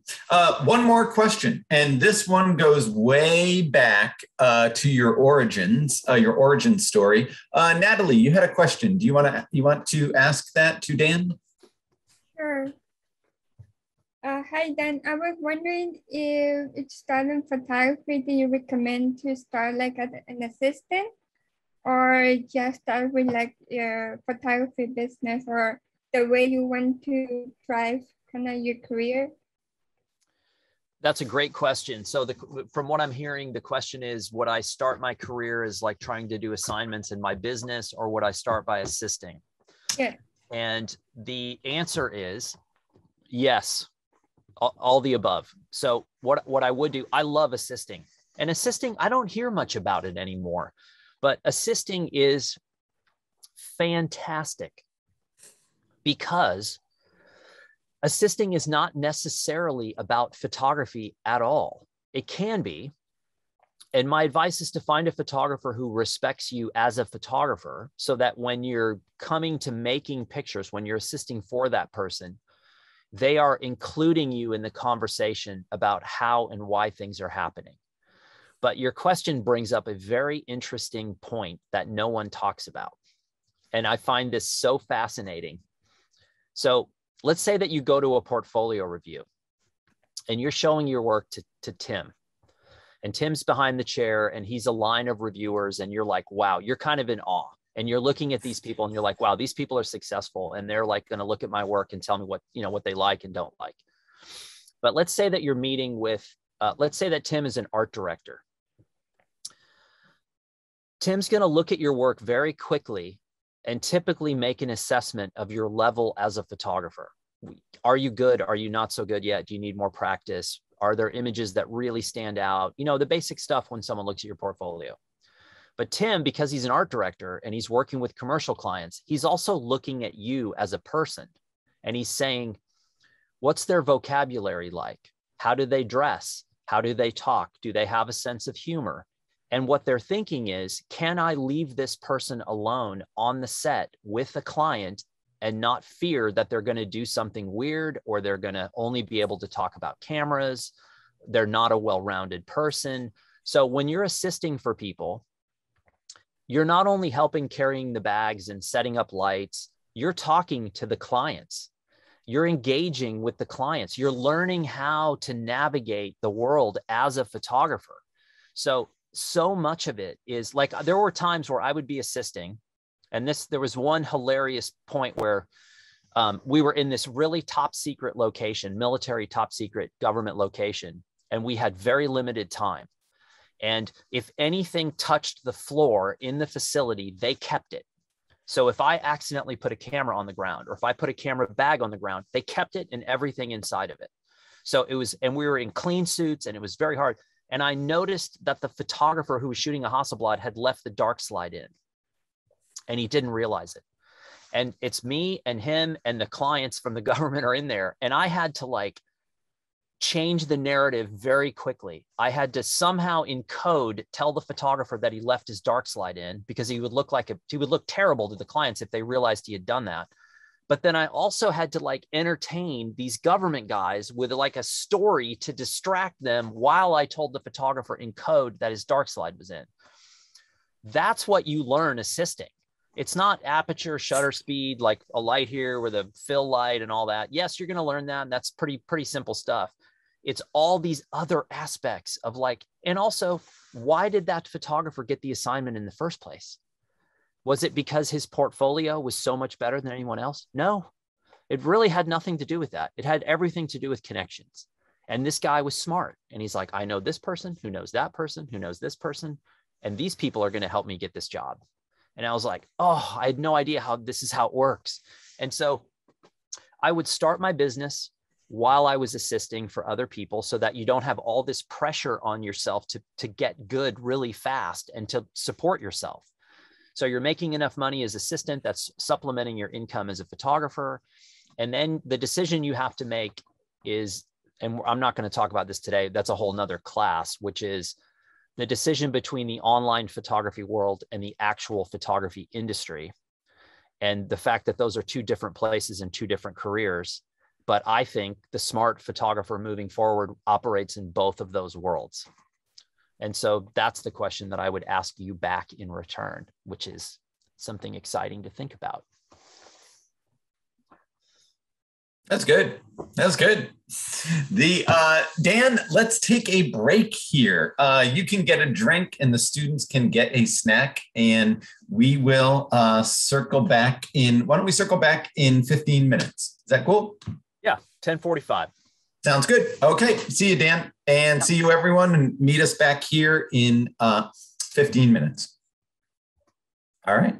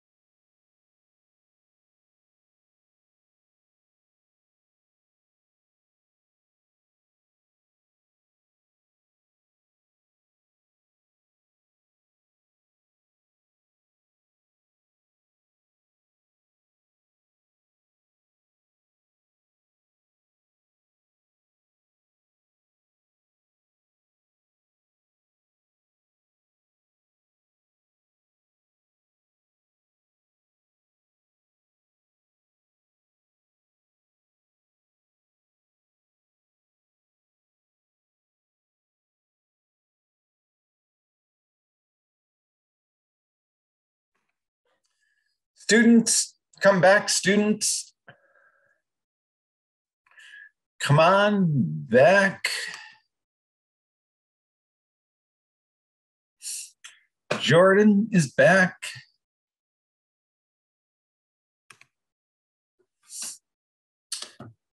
Dominic is coming back. Natalie is here.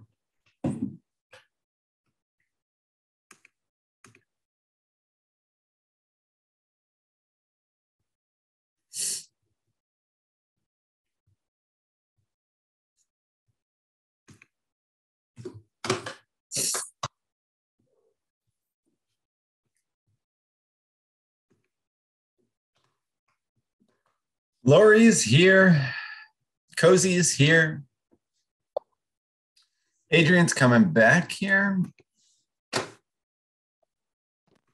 Casey's still here. Michael Chan is here. KC is here.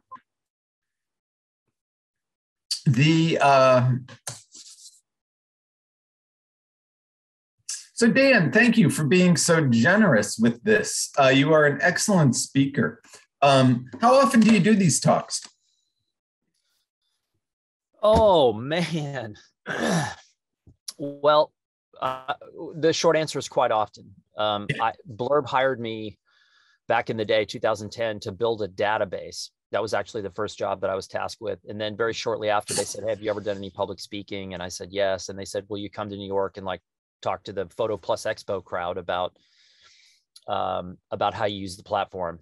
And I did that once. And then they were like, okay, this is do more of this. So I like public speaking. I think public speaking is an essential skill for anyone today, because not to say that you're going to be on a public forum like this, but we all are communicating with our audiences pretty directly. And I think the ability to speak. My all-time favorite photographers, I had to walk out of their talks because they were terrible.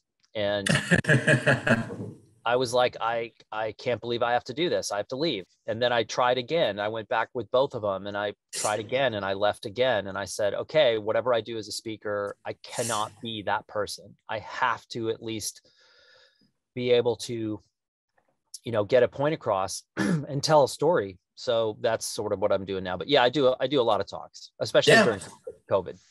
Oh, yeah, no, for sure. So have you taken this into the realm, like, do you teach workshops or do anything that's more, at least post-COVID, that's more in the real?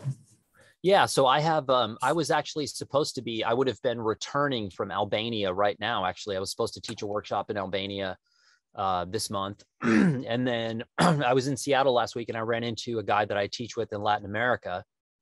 And he said, hey, let's go to Colombia and do a workshop down there. So I do that. And then when COVID gets, when we get a little further out of COVID here, I'm sure that the in-person Blurb things will be happening again as well. So yeah.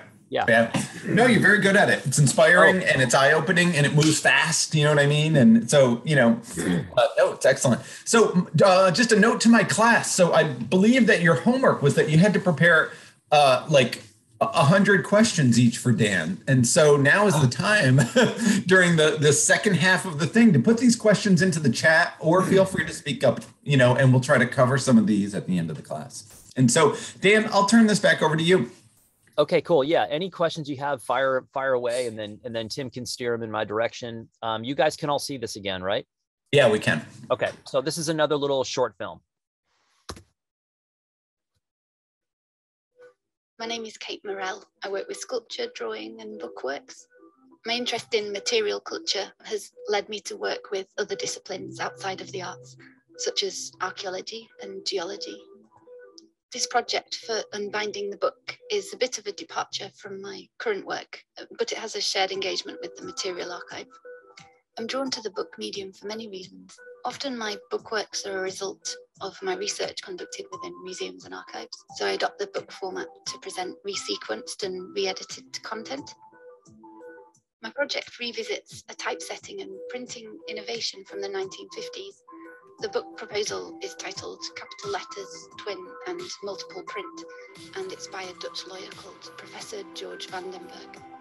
One of the reasons I was drawn to the book was through my interest in Vandenberg's amateur perspective. Vandenberg described himself as a layman on the subject of publishing and typography. I think this amateur perspective led to an inventive and eccentric proposal. Various techniques and materials are used in the original book: letterpress printing, celluloid screens, and screen printing. In 1958, Vandenberg's innovation wasn't widely accepted. His critics predicted high setup costs for the typesetting and for the manufacturing equipment. I wanted to see what we could learn from remaking the book over 40 years later, retaining some of this amateur perspective and using processes and software that are widely available, such as print-on-demand services. I'm remaking the book using mainly digital processes, so a plotter cutter machine to cut the vinyl reading screens, digital laser printing and scanning, and die cutting. Vandenberg's proposal draws our attention to qualities that are lost through a shift towards digital forms of information sharing. With the coloured glasses and the vinyl screens, the book rejects the flatness of on-screen reading and presents a tangible reading experience. Unbinding the book seemed like the perfect outlet for this research project, because of the interest in how we visualise and interact with the printed format in the digital age. I don't know about you, but just seeing these people's workspaces and the reference materials they have, again, it makes me feel like I haven't started yet. Oh yeah. There's so much out there to learn. Okay. So in the meantime, or before we get going, a couple questions that are very general kind of came in, and I thought maybe I'd toss them out to you now. Yep. Jordan, you want to ask your question? Let's hear it, Jordan. Well, I had a couple of them. Did you have a specific one you wanted me to ask? They're all great, really. Why don't you ask them all and see which one Dan jumps onto? Okay. Yeah, so I have three. Okay, so the first one was, how has your art improved by interviewing artists around you? Because I was looking at your website and I saw that you had, like a ton of different interviews. The second one was, why did you decide to share so much information? Because like someone brought up before, you have a lot of information on there, like interviews, book reviews. I saw that you were sharing about like your personal health journey. And then the third one is like a little bit less personal. It's just, how would you go about publishing your own magazine? So I don't know which question sounds most appealing to you, or. Oh, they're all good. I think the first two questions are combined. Yeah. And the short answer is because everyone told me I couldn't do that. So when my website, which is Shifter Media, everyone said, oh, if you're going to do a website, you have to only do one thing. It's got to just be photography. And I'm like, well, that's not my life. Photography is my life. Books are my life, but also cycling, hiking, fishing, paddling, climbing. I'm outdoors a lot. I've always been outdoors. It's been a big part of my life. I have Lyme disease. That's important. This morning, I was answering emails from all over the world from people with Lyme disease. I'm trying to help them. I've had multiple hour-long phone calls this week with people who have Lyme here in the US that I'm trying to help. That's a really important thing to me because I know I'm serving a purpose that they can't get elsewhere. And so remember when I said that the art director at a portfolio review is looking across the table and wondering who you really are? Mm-hmm. That's what they're wondering. It's not just, there's a lot of people who can make good photographs, but they're not always the ones who are getting jobs. The people, like I have a friend who's a Los Angeles based photographer who is he's a good photographer. I wouldn't call him necessarily a great photographer. Like his work, you don't look at and say, wow, I've never seen this before. But he is one of the most complete people you've ever seen. And he works all the time. He's booked all the time because people love to be around him. He's so intelligent. He's got a sense of humor. He's well-read. He's a good photographer. He has a plan A, a plan B, and a plan C. So I share all those things because I love all those things. So I love cycling. I have a bike in the back of my van from Turn Bicycles that they loaned me for this road trip that I'm on. That comes from putting stuff out about cycling and meeting people in that community and saying, how do we work together? How do we do things together? And so that's what I love to do. Interviewing folks was great and something I've actually just kickstarted again for the first time in a long time. COVID made it pretty difficult. And I think I will start doing basically digital interviews where I'm not sitting in front of someone, because it just opens up exponentially who I can talk to. But I do the interviews because, again, I feel like I'm the weak link. So when I sit down with Elena Dorfman and she tells me about how she went from studying photojournalism like me to being a conceptual artist, I'm all ears, because I don't know how to do that. And oh, by the way, in the middle, she was a very successful editorial photographer that had a very unique relationship with one editorial publication for like 5 or 6 years, and traveled all over. And then, oh, by the way, went and worked for the UN and did projects for them. And now she's a conceptual art photographer. So I kind of look at myself as the weak link and say, I'm the one that has all this to learn. So if I have to learn it, then maybe you want to know it too. So that, and I love doing that. I love meeting with people that are better than me and more talented than me, because then sharing that knowledge. I have another interview that I'm going to release next week with Stuart Isaac, who's a photographer up in Seattle, who I've known since 1996 or 7. And his story is just awesome. You know, you hear, if you're a photographer and you want to do this stuff, this is the masterclass. Like, someone wrote me after Elena's interview launched, and they said, I just feel like I got 3 years of art school in an hour and a half. And that's kind of the point for me, because I'm getting that 3 years of art school too. And that's a lot of fun. And I don't remember the last question you asked, but. Well, I just, can I add on to that? Like, onto your answer. Do you think that like your art has improved because you've communicated with these people so much? Absolutely.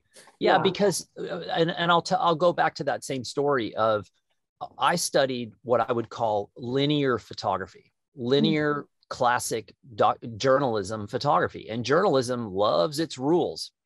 You know, just look at ethics in general with journalism. Look at the binders that they put on you as a journalist, and rightly so. Journalism comes with a specific set of requirements that you are serving not yourself, you're serving a different purpose. So the journalism department has a lot of rules. You make a mistake in a written piece, a mistake that's in the AP style book, you get an F. That's an automatic F. So like half the time you're working in journalism, there's like a fear that you're going to do something wrong. And you're like, oh my God, I got a name on a caption wrong. You're fired. You know, they're like, don't come back. And that's kind of stifling. And so I was this linear photographer. And then all of a sudden I encounter these conceptual art people, and I'm interviewing conceptual art people. And I'm like, wait a second.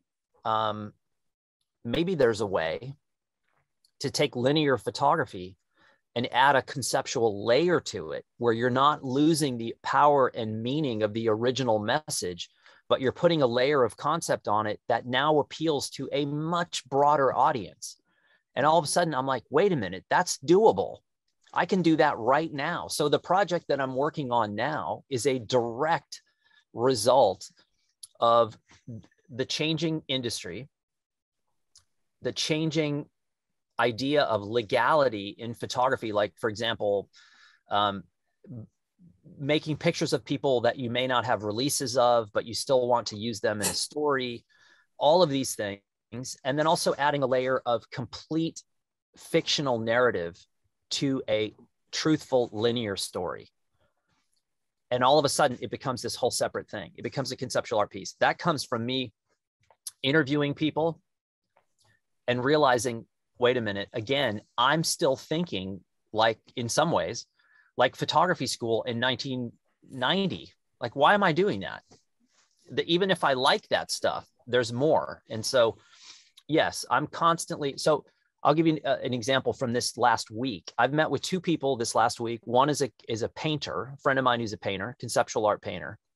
I have 2 new pieces of work in the van that I'm not going to leave them in the van, obviously, but they're sitting in the van.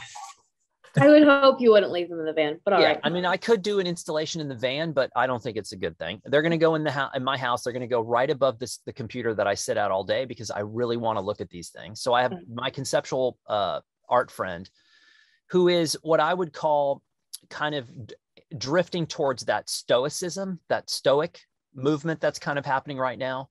Yeah. You know, you go into his office and it's analog. Everything is analog. There's an AM radio playing when you walk in, There's nothing electronic. There's no computers. There's no cell phone. It's all paper, ink, acrylic, oil paint. And I am fascinated. I am all in when I go in there, and I don't know how to paint. So I look at what he's doing and I'm like, I could talk all day.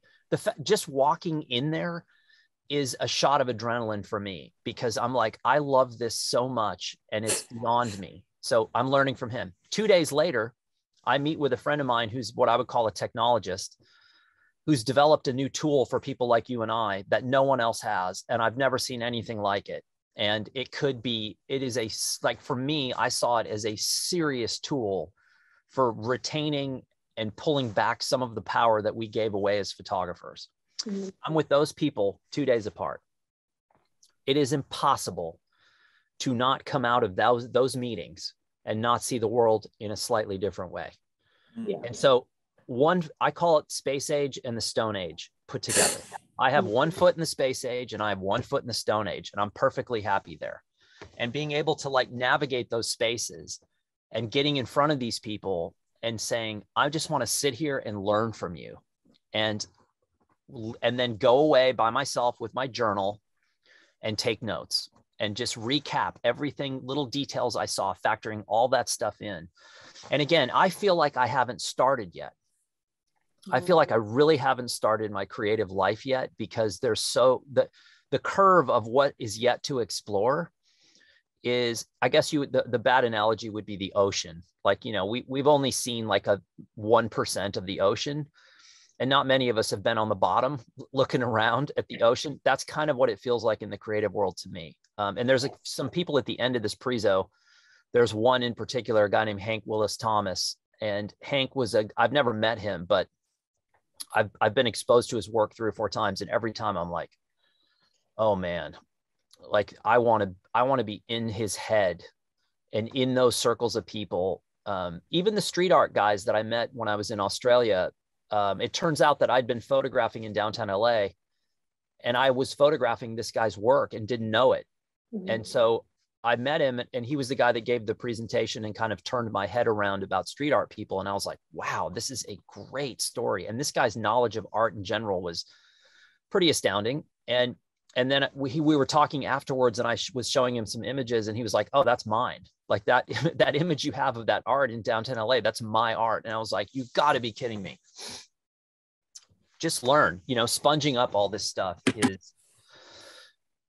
it's endless. I mean, look at the woman whose film we just looked at, who is doing those sort of 3D-ish, you know, laser cut, die cut reinventions of a book that came out in 1958. And looking at the reference materials in her studio, I was like, I don't know any of those books.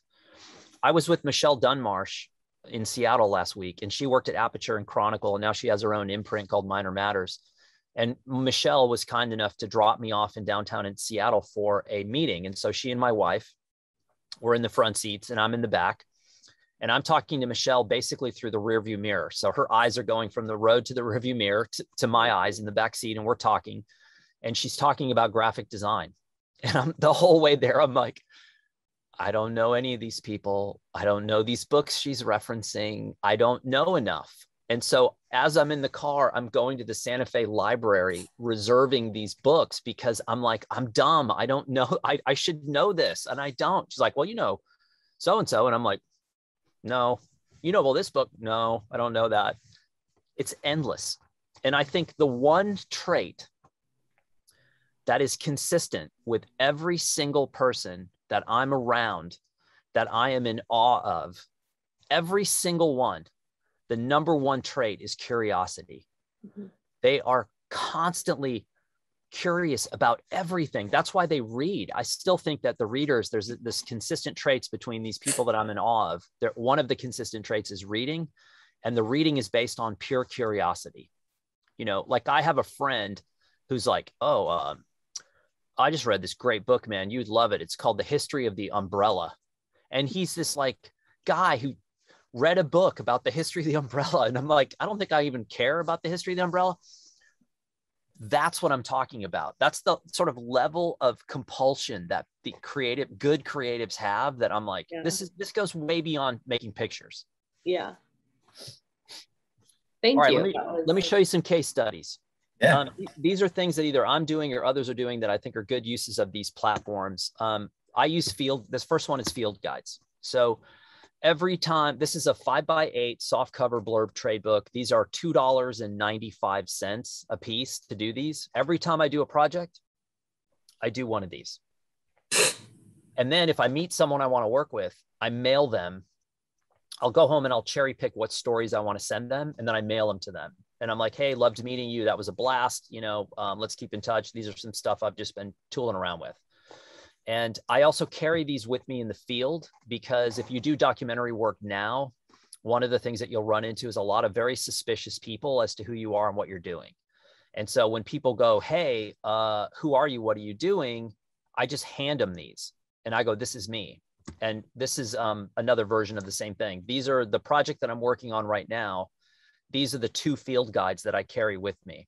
And they're the same material, but they're in different formats, obviously, and a magazine on the left, a trade book on the right. This proves several things. This proves that you are not a tourist. This proves that you are not an Instagrammer. This proves that you are driven and that you've already been here and you've already done some of this work. This cuts through the noise like you cannot believe. This works with police departments. This works with the Border Patrol. And this works with people who you want to photograph, who, you know, they're on, like one guy in New Mexico I saw him doing something I wanted to photograph, and he was on private property. And in the West, like private property is a big deal. You don't go on unless you have permission. But I had to like sort of cross this property to get to him. And I was like, this could go sideways. And so I get over there and he was fine, but his friend is like in my face. I'm like, okay, this guy's going to like punch me. And I handed him this magazine, and he had blood all over his hands, not human blood, animal blood. And he just grabbed it and of course got blood all over this. And he went off by himself and he sat down. And then his friend was this far away from me the whole time screaming at me. And then he walked back and said, oh, I totally get this. Now I get it. And oh, by the way, I'm going to help you get access to these other things that you would never get, because if you don't know me or know someone like me, you would never get to see this. And so he became like this emissary for me based on this. If I had tried to show him a phone with like Instagram feed, forget it. Doesn't work. So these field guides are inexpensive. They're fun. And, you know, again, all the rules of print apply. You have to choose a cover. You have to do a sequence. You have to edit. You have to page design. It means something to people, you know, that you've like taken the time to do this. Nice. Real quick question. Are those like just like hardcover books, or are those like soft cover? Just these are all soft cover. I mean, this is the cheapest thing you can make. These are little soft cover. They're almost like this. They're just little flimsy soft cover things. And I use the cheapest paper. I use that little cream colored economy black and white paper. Again, if you've never made any of these, the only difficult part you have is because you have so many choices, you have to start tinkering. You have to start doing test books. And you can reach out to me and I'll point you in the direction. Like trade books alone have like 6 or 7 different kinds of paper. And if you've never made any of them, it's very common to sit there and go, well, I don't know which one to use. And I can steer you quickly into what I would use. And so these are little soft cover, informal things that would literally fit in your pocket. These are a little bigger. You know, that's a magazine on the left. That's probably $12 to buy the one on the left. And it's probably $10 to buy the one on the right. Sure. And you slip them in your camera bag or your backpack. And when questioned, you're like, oh, because this project is weird. And if I try to explain it to you guys who are all photographers, you'd probably be like, I don't get it. Like, that's too complicated. Do you think the average person, you know, whatever, moving cows on horseback in the West is going to listen to my spiel about this project? No, they're like busy. They don't care. They're just wondering why you're trying to get on their property. So you go, hey, here it is. This is why I'm trying to get on your property. Collector perks. This little baby speaks to a ton of things. This speaks to collaboration. This is a project between Andrew Kaufman, a photographer in Miami, myself, and a designer named Chloe Ferris in Sydney, Australia. This is the second book in a series. This is, again, a 5x8 softcover blurb trade book. This is dirt cheap, nothing fancy. But Chloe Ferris did the design. And Chloe designed a book where all the internal pages fold to reveal a secondary design that you would never see if you didn't fold all the pages. In 11 million books through Blurb since 2006, this is the only one like it. All the internal pages fold. So the book actually looks like this when you're done folding the pages, because it doesn't sit flat anymore. It sits like this. Right. So I'm forcing you to do something to a book that you are not accustomed to doing, which is going inside and messing up the pages. And when you fold the pages, not only does it do the folded pages coming together reveal a design, but when you unfold them, there's another design underneath. I simply would never be able to do this. So this was the second book in the series. The first book in the series was a book designed to be cut with a straight edge. So it came with instructions on how to cut the pages, which would then reveal a secondary design. And so when I called her, I did this project with Andrew. We shot for 48 hours straight. I shot Polaroids and he shot color film. And we did this thing. One of the nicknames of Miami is Magic City. And he lives there, and it's an amazing city to photograph in. So we just did this sort of random take on the insanity of Miami. And then he's like, what do you want to do with this? And I go, well, what I'd love to do with it is send it to Chloe Ferris in Sydney, but I don't know if she would play along. So I reached out to her and she said, I'll do it if you let me cut your film up. And I was like, okay. And Andrew was like, whoa, what are you talking about? And I was like, just let her do it, because she'll do something that you and I are going to look at and just marvel at. And so we did. And the first book, and he called me and he was like, holy cow. I said, yep. So I went back to Miami. We did a second version, folded. This book got nominated for Photo Book of the Year in Australia, a $10 Blurb book, nominated for Photo Book of the Year. And I don't think the judges ever folded the pages. But here's the other rub of this. And this is what I mean when I'm talking about thinking a little bit differently, not thinking in the classic photography book ideology. So when we got this book back and I looked at what the judges in Australia, I don't think they folded the pages. So I was like, all right, well, they never really experienced the book. So if we sell this book to the public, they're not going to fold the pages either. And I don't want that. So I said, I don't want to sell this. And they said, we don't want to sell it either. So I said, okay, why don't we all just like make a small print run for each other?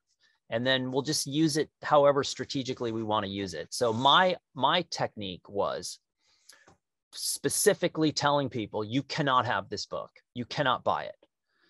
And then people were like, what are you talking about? Yeah, I can't buy it. I want to buy the book. And I'm like, nope. The only way that you can get this book is if you have a personal experience with me. And then maybe you get the book.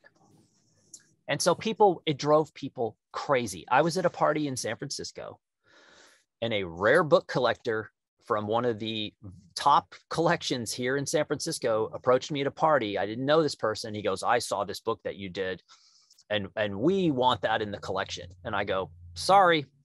And he goes, what are you talking about? I'm the rare book collector for such and such. And I'm like, got to have a personal experience with me. And he was a jerk. And I was like, no, I'm not giving you the book. So as he walked away from me, two other people at the party came up and said, don't give him the book. He's a jerk. So I was like, I'm not. The fact that people couldn't get this made them want it a million times more. And that was not really that was not my plan. It was just a byproduct. And I'm watching this happen thinking, this is crazy. It's a $10 Blurb book. And the last thing I'll say, I went to the Art Directors Club annual awards in Miami, which is this incredible event. It's the oldest club in America.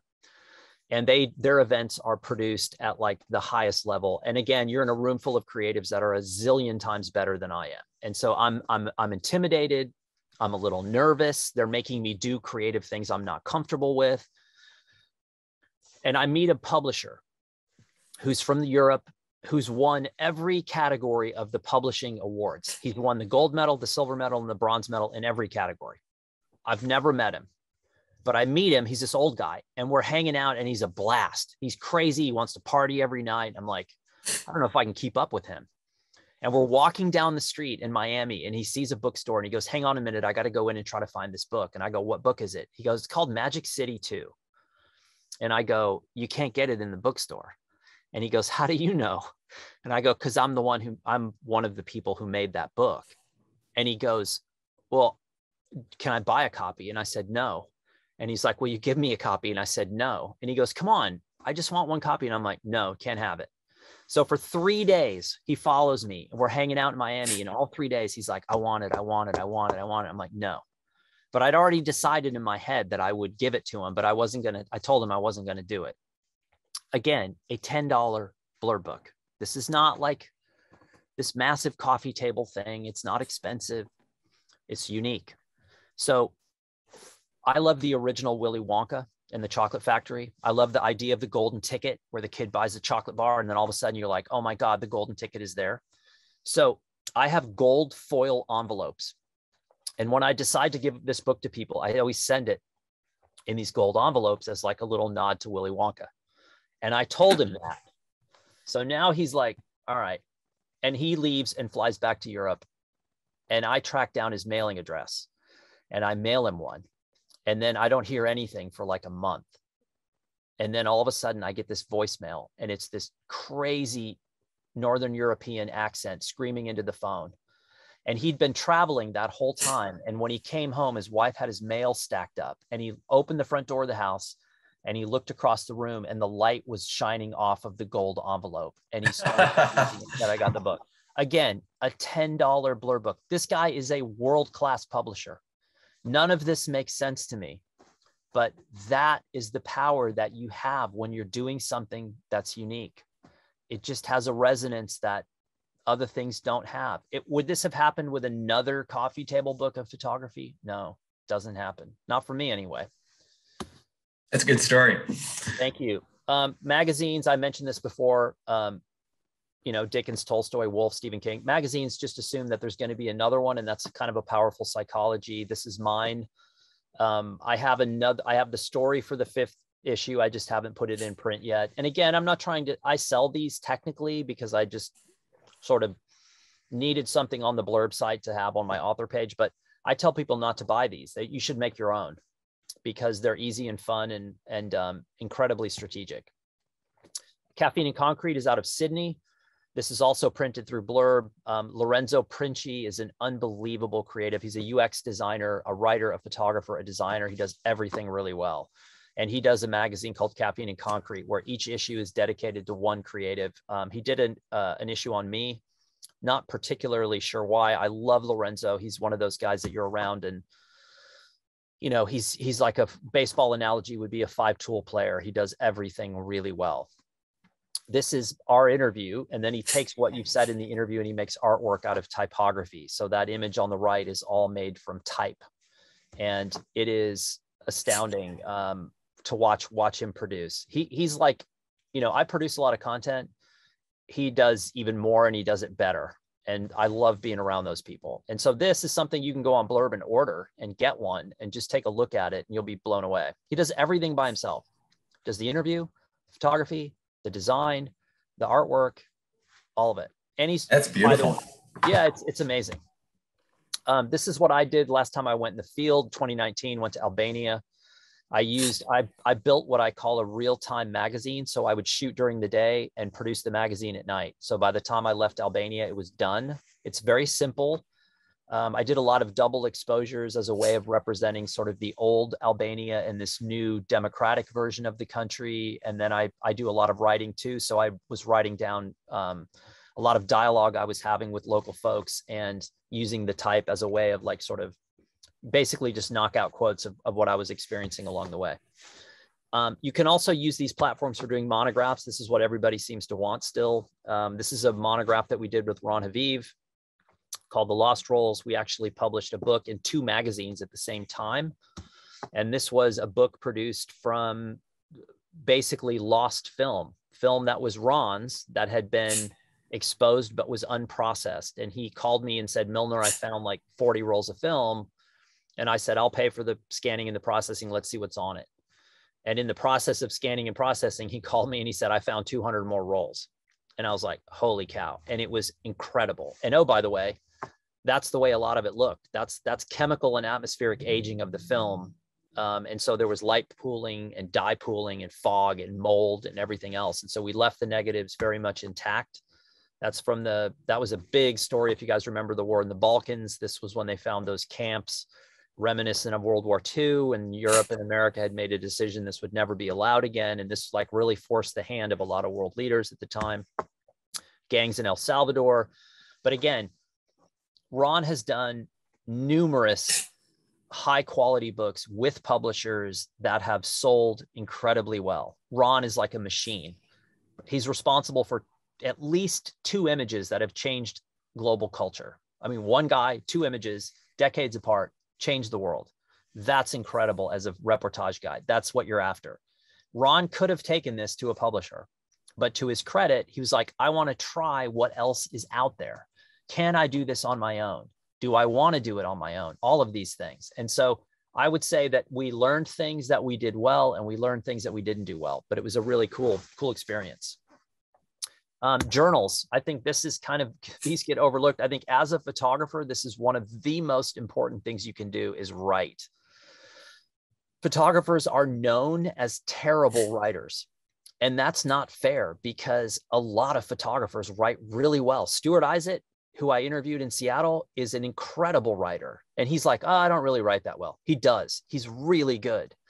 And so journaling is like the gateway to doing that. What I love about the Blurb journals is that I can load them with my own work for fun. And then I typically work over those images in a variety of different ways. Oh, wow. These books will come in handy in a myriad of ways that you may not envision, including these have come in handy for me in legal issues where people have come back and they're upset about something or lawyers are involved and you're like, oh, really? Here is our dialogue word for word. Here's exactly what we did when we did it. And they're like, oh. And so this has come, and plus we all have those things rattling around in our brains that we may not know what they mean at the moment, but at some point they become incredibly poignant to our lives. And so the journal is a free fire zone. This is not for my journal is not for you, and yours is not for me. If you are writing with an audience in mind, you're not journaling, you're marketing. My advice to you is to journal, is to be honest. This is the one place in the world where you can be perfectly honest.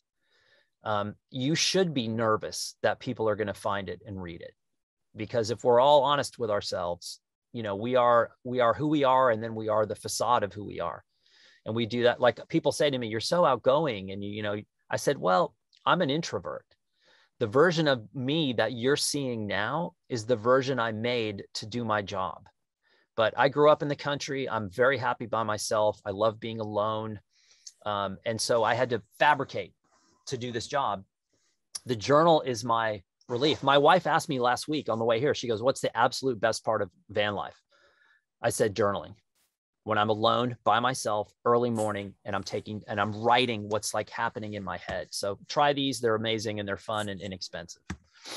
Collaborations. This is the last sample I'm going to show you. This is a zine, which is a collaboration between Beyond Clothing out of Seattle and Blurb. Although there is absolutely nothing in the zine about either brand. And that was very specific. That was a request from me. The director of Beyond Clothing, who I did not know, approached me. We became friends. He said, let's do a project together. I said, I don't know what that means. He said, let's do print. Let's do a zine. I'm like, this is going to be expensive and difficult. And you got to realize what you're getting into. And he's like, I don't care. We're doing this. This is going to be great. And I'm like, okay, I'll try it. And so we came up with the zine called AG23. It speaks to brand collaboration, community building, and just publishing work that we find interesting. The mission statement is to promote understanding through dialogue and art.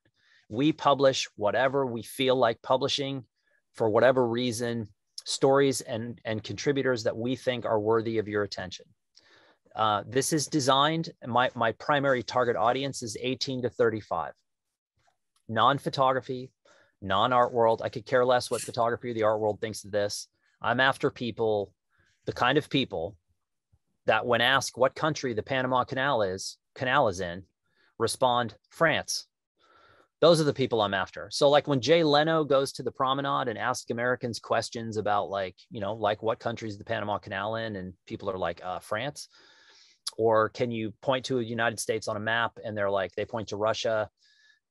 Our education system here is, you know, maybe not the best in the world. And so I look at these stories and go, the Panama Canal, which is the first project that we ran from Andrew Kaufman, which is right here. The Panama Canal impacts every single one of us, especially during times like COVID, where you've got 7 months of ships backed up off the coast of Long Beach. But when's the last time you had a conversation about the Panama Canal? Right? Never. I went to Panama with Andrew in 2012, and Panamanians would ask me, how often do you talk about the canal in America? And I'm like, never. It's never come up. That's a problem. And so I knew that Andrew spent 10 years working on the Panama Canal expansion project, which was the single largest movement of Earth in the history of the world. It changed the ecosystem and the weather patterns of Central America. They moved so much jungle. And I thought there's got to be a way of introing this to people without being like technical and, you know, like a straight photo essay. And so I knew he kept journals, and I was like, let's run the journals. And then on the website, we can run all the classic stuff. And he has a big coffee table book, this beautiful with a slipcase and all that. We can market that and promote that and make sure that people are understanding that your work is out there. And that's the fun of collaboration. Charlene Winfred is a self-taught photographer from Singapore who was working for an NGO in Northern Iraq in Kurdistan, and said the light in Kurdistan reminded her of her childhood in Singapore. And she's a wonderful writer and wrote this amazing piece about the light in Northern Iraq. And I was like, I love this. And most Americans are like, where's Kurdistan? And then if you know what happened in the first Gulf War with Americans and the Kurds, you know that this is a really important story. We're replaying history in a bad way right now, and more people should know about this. So that's why we do it. Megan Wong did Afterlife of Plastic. This is the second issue.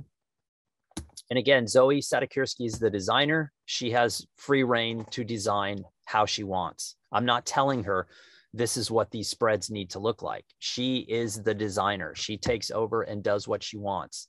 Courtney White is a writer who writes about regenerative agriculture. I think that's a really important thing for all of us to know about. Hannah Kozak was a stunt woman, is a photographer, and her mother was a domestic violence victim and spent 35 years in a facility because she was injured so badly. Hannah's had a new book, and I said, let's run a piece about you, and then we can help promote the book. And that's the back cover. So this is like the high level collaboration. That is a mountain of work. It's expensive. Photographers will love you for this, and they will hate you for this. I've been accused of all kinds of things. I've been called names.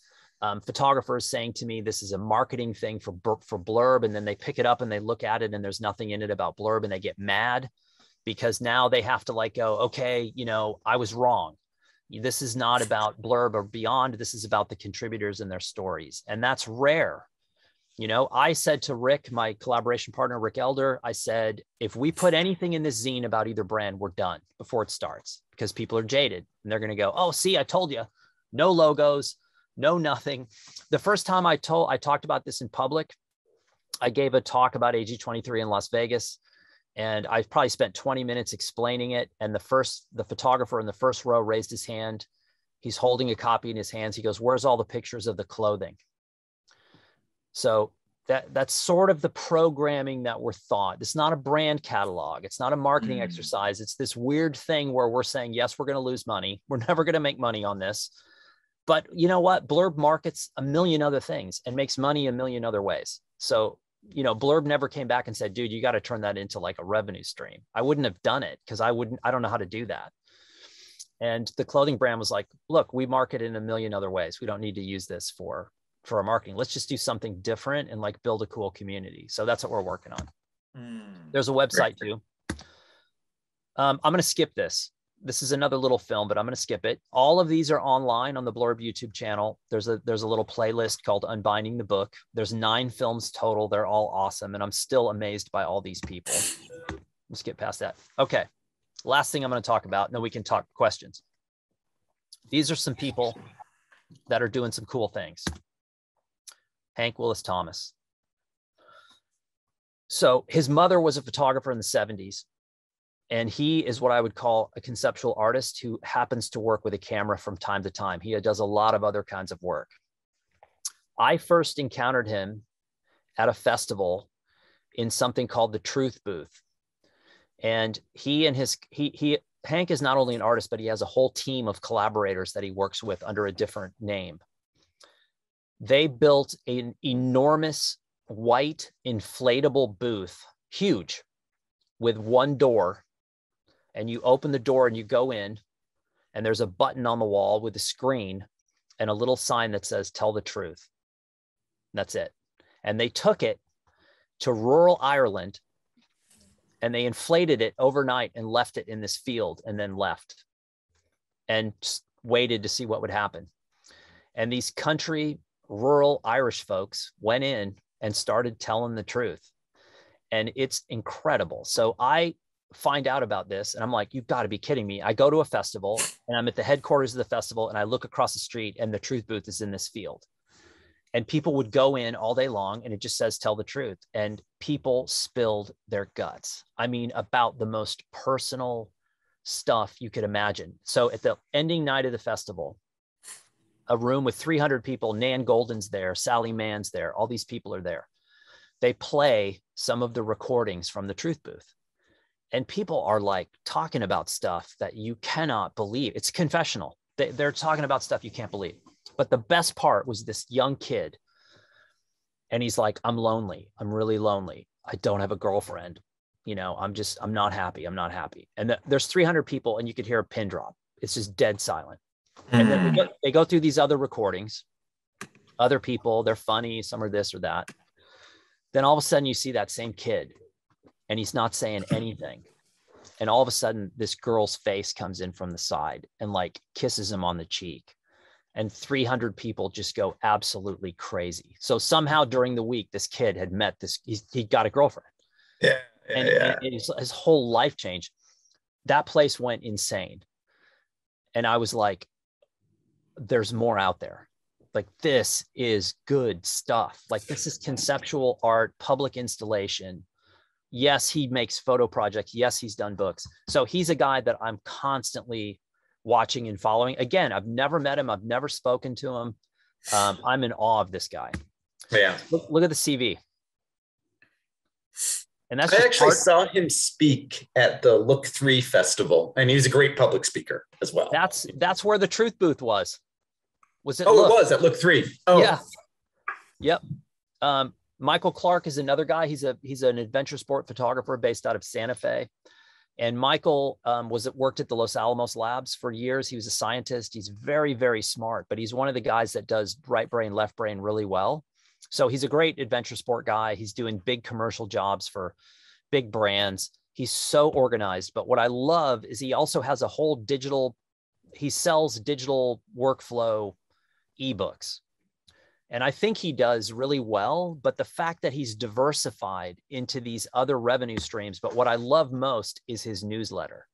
And if you've never gotten his newsletter, sign up for it. It's free. It comes. It is insanely good. And a newsletter we're going to talk about in a minute. I think this is one of the most important things you can possibly do as a creative. I would gladly take a newsletter with 1,000 people over Instagram with 100,000. The return on investment, there's an 80% higher engagement rate with a newsletter than social. And where people engage is with their pocketbook.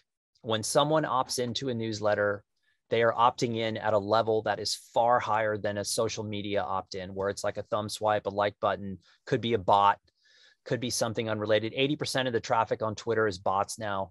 So you don't know who you're getting. I know on my YouTube channel, it's just bot comment after bot comment the whole time.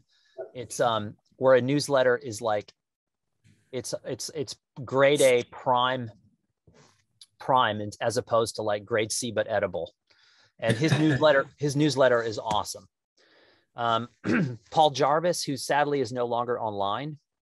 Paul was a guy out of the BC area this was the entire extent of his homepage. It says, "I'm Paul Jarvis. I create and write, but not always in that order. My personal blog is a weekly newsletter about working and living online. And every Sunday, I would get an email from Paul Jarvis and I would stop what I was doing and I would read it, because Oh, wow. every week I was like, wow. I think he had somewhere around, I don't know where I read this or someone told me, I think he had 40,000 people to his newsletter. That's kind of your own little world, your own industry. And he was really good. This is sort of a secondary page on his site. Charlie Grosso is out of New York. I met her when she was a photographer, and she's a photographer and an art director, creative director, but she started a refugee, transforming the refugee experience. And she has an email news called Hi Love. It's a human Venn diagram written as a love letter from me to you. And again, when I get an email from Charlie, I stop what I'm doing, no matter what it is, and I read it, because every time I'm like, wow. And to watch her go from photographer to this was awesome. Like, these are people who have said, without saying it, photography is important. It's really important, but it's a small part of a larger conversation that I'm having. And that, to me, all of these people represent that.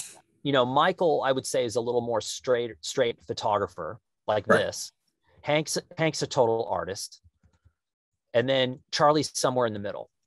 And the last person is Craig Maud out of Japan.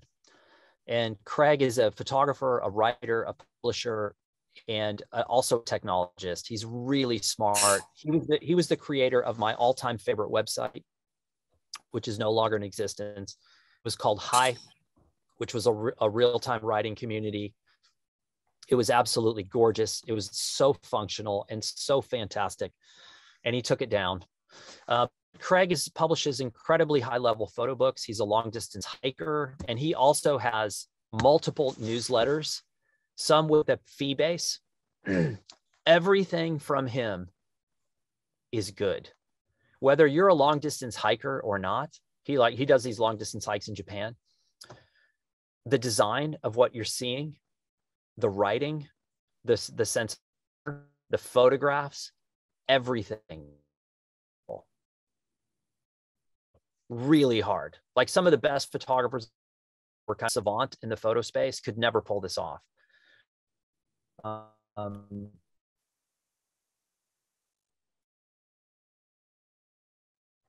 I just got a message that my internet's faltering. It is, yeah. Can you see this page? Yeah, it says how to make it all work, Web 3.0. Here we go.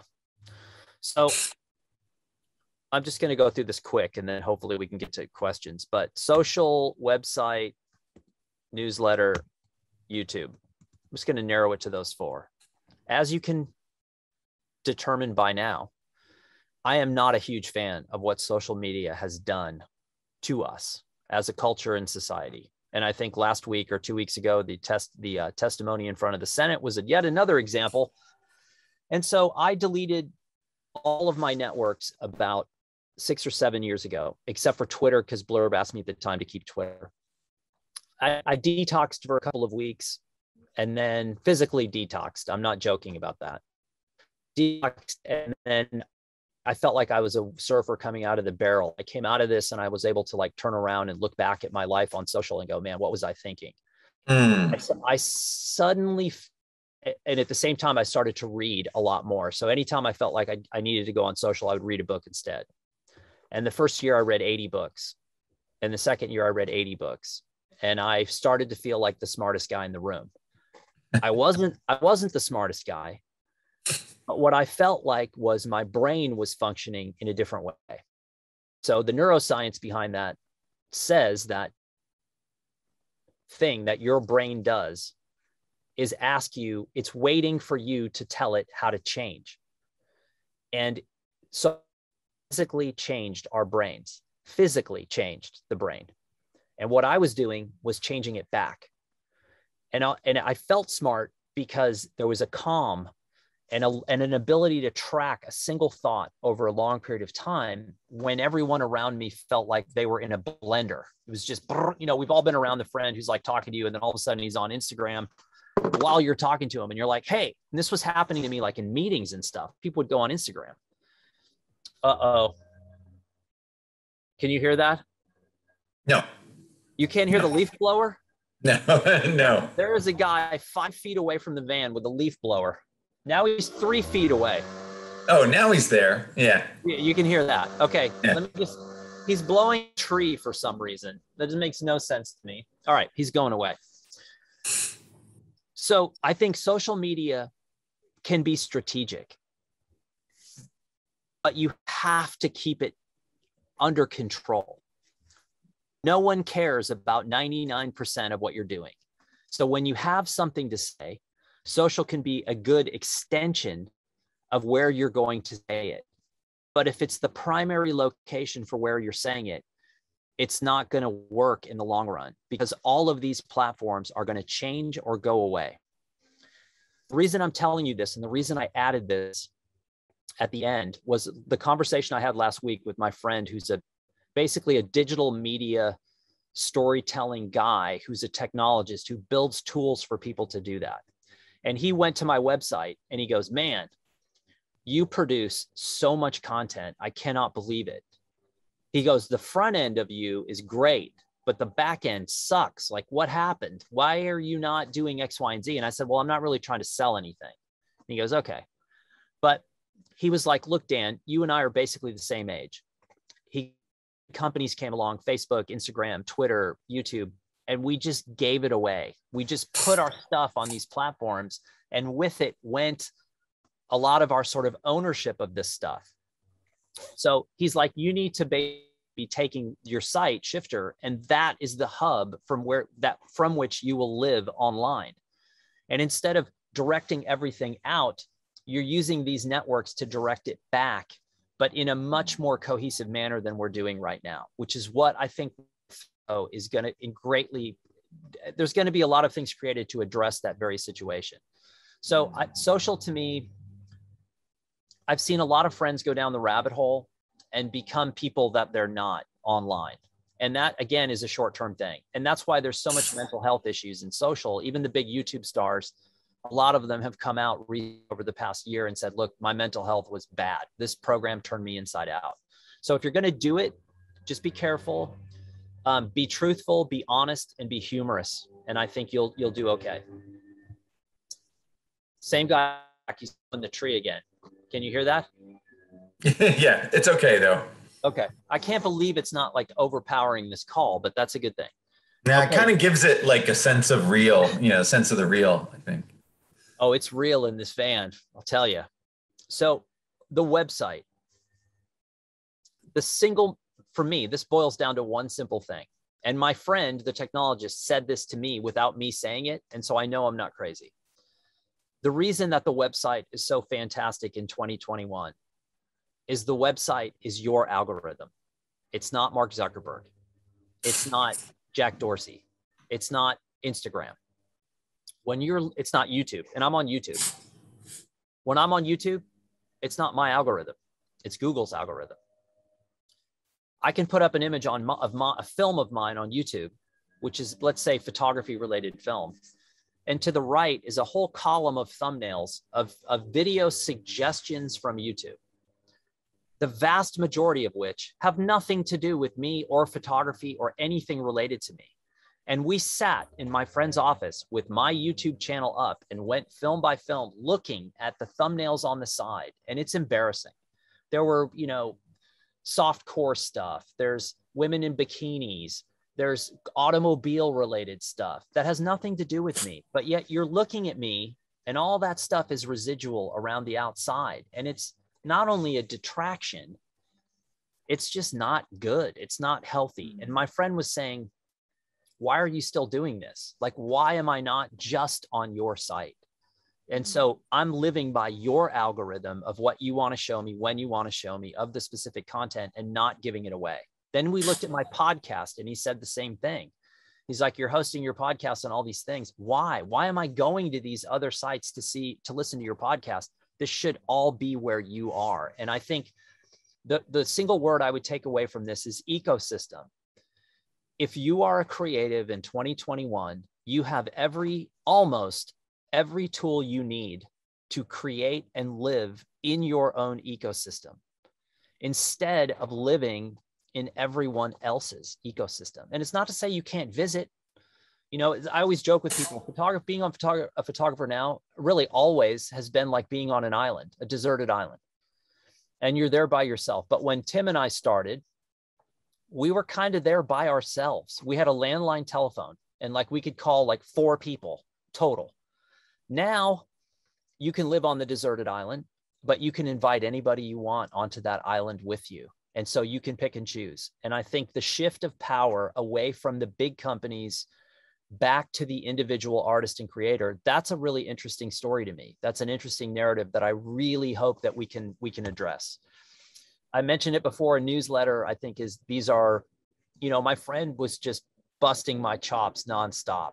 He's like, why don't you have a newsletter? And I said, well, technically I do. So he goes straight to my homepage, and as you can see, the tab that's lit up is subscribe.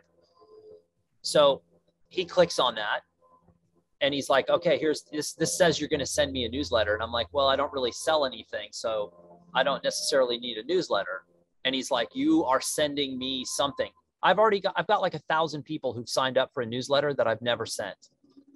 So think about that. You're building an ecosystem of people that are legitimately interested in your work and your career. How many creatives now have Patreon sites? How many have PayPal sites where individual civilians, not editors and art buyers and all those folks, individual civilians are like, I really like what you're doing and I want to support you. How can I support you? Like he looks at my site and he's like, where's your Patreon? Where's your PayPal? I'm like, I'm not selling anything. You know, and I have a job with Blurb, keeps me busy, pays me well. I'm fine. But if I didn't have that, you bet I would be implementing these things. And oh, by the way, yesterday, for the first time, right after I met with my boss, I'm sitting in this Starbucks in a shopping center in Burlingame, and this kid comes up. He goes, are you Dan Milnor? And I was like, oh no. I go, yeah, I am. And he goes, I really like your content on YouTube. I love what you talk about in regards to how photography used to be, like the industry workings of how it used to work. I find that really fascinating. And he's a full-time programmer for one of the biggest game design companies around. And when I told my nephew who this guy was, my nephew who loves video games was like, no way. So it's weird. And now I've already connected with this guy on Twitter and we can message behind the scenes. And like, I feel like now I'm in the process of actually getting to know him, and that at some point in the future, there's enough shared interest there where I could see us doing something together at some point. Right. That's a good connection for me. That's like a connection that has meaning, that has legs, and I'm like, I'm going to invest time and energy in that. Whereas I don't miss the days of just scrolling, you know, flip, where I don't know. That's me. Yeah. And YouTube is a very interesting thing. Not without evil, already mentioned. YouTube is 62% of all the traffic is from outside the United States. That's interesting to me. The fact that it's a good platform for long form education, that people will sit and watch a 40-minute film. Whereas most of the other networks, like when I make a film for social media for Blurb, it has to be 60 seconds or less. So that's going to attract a certain type, but maybe the concept I'm addressing in a 60-second film requires a 45-minute film to really fully investigate. YouTube is where you can actually find that. And so it's an intriguing, again, very sketchy in places and times, and you know, the bots alone and bot comments and all that stuff are kind of a hassle, but also interesting to look at. So that in a nutshell is my prezo. That was great, Dan. That was fascinating. Wonderful. Let's give a hand to Dan. Thank you for being so generous and so informative. So let's open this up for questions. Michael Chan, you had a question that you posted. Are you still here? Yeah. Hey, you had a bunch. Why don't you open those up? Yeah. So I was looking through your website, and my main thing was, do you feel like your personal and professional projects blend, and has monetizing them ever made you lose interest in a project?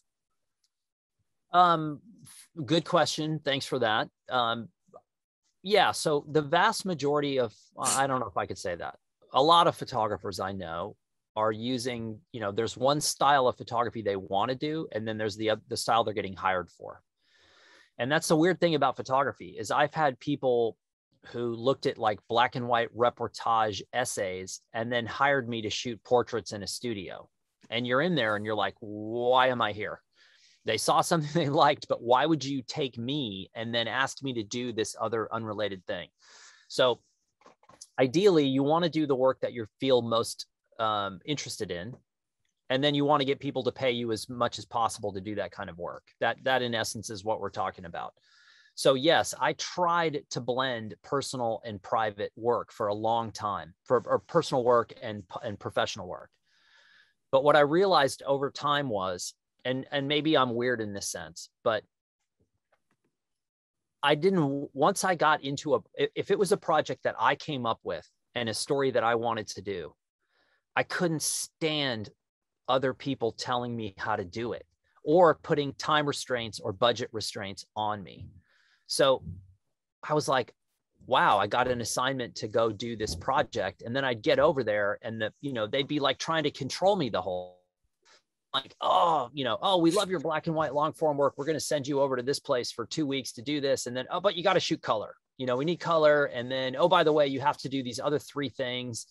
And, here's a shot list and the writer's going to, and then all of a sudden you're like, I just lost control of this entire thing. So what I realized was I needed to find a way to make money and then do my personal projects completely on my own, because I'm a believer that the vast majority of the best work that photographers do is often what they do when they're left alone. Helmut Newton's wife gave a talk in LA once after he had passed away. And she's like, when Helmut Newton, before he was Helmut Newton, when he very first started out, he was getting these portrait assignments. And these magazines were saying, Helmut, we want you to shoot 5 pictures, and these are the 5 pictures we want you to shoot. So he'd get a portrait assignment, he would go and he would look at his checklist from the magazine, and then he would like tick these off. He gets a couple assignments and he tells his wife, I'm going to do 4 of what they ask, and then I'm going to put in 1 of my own.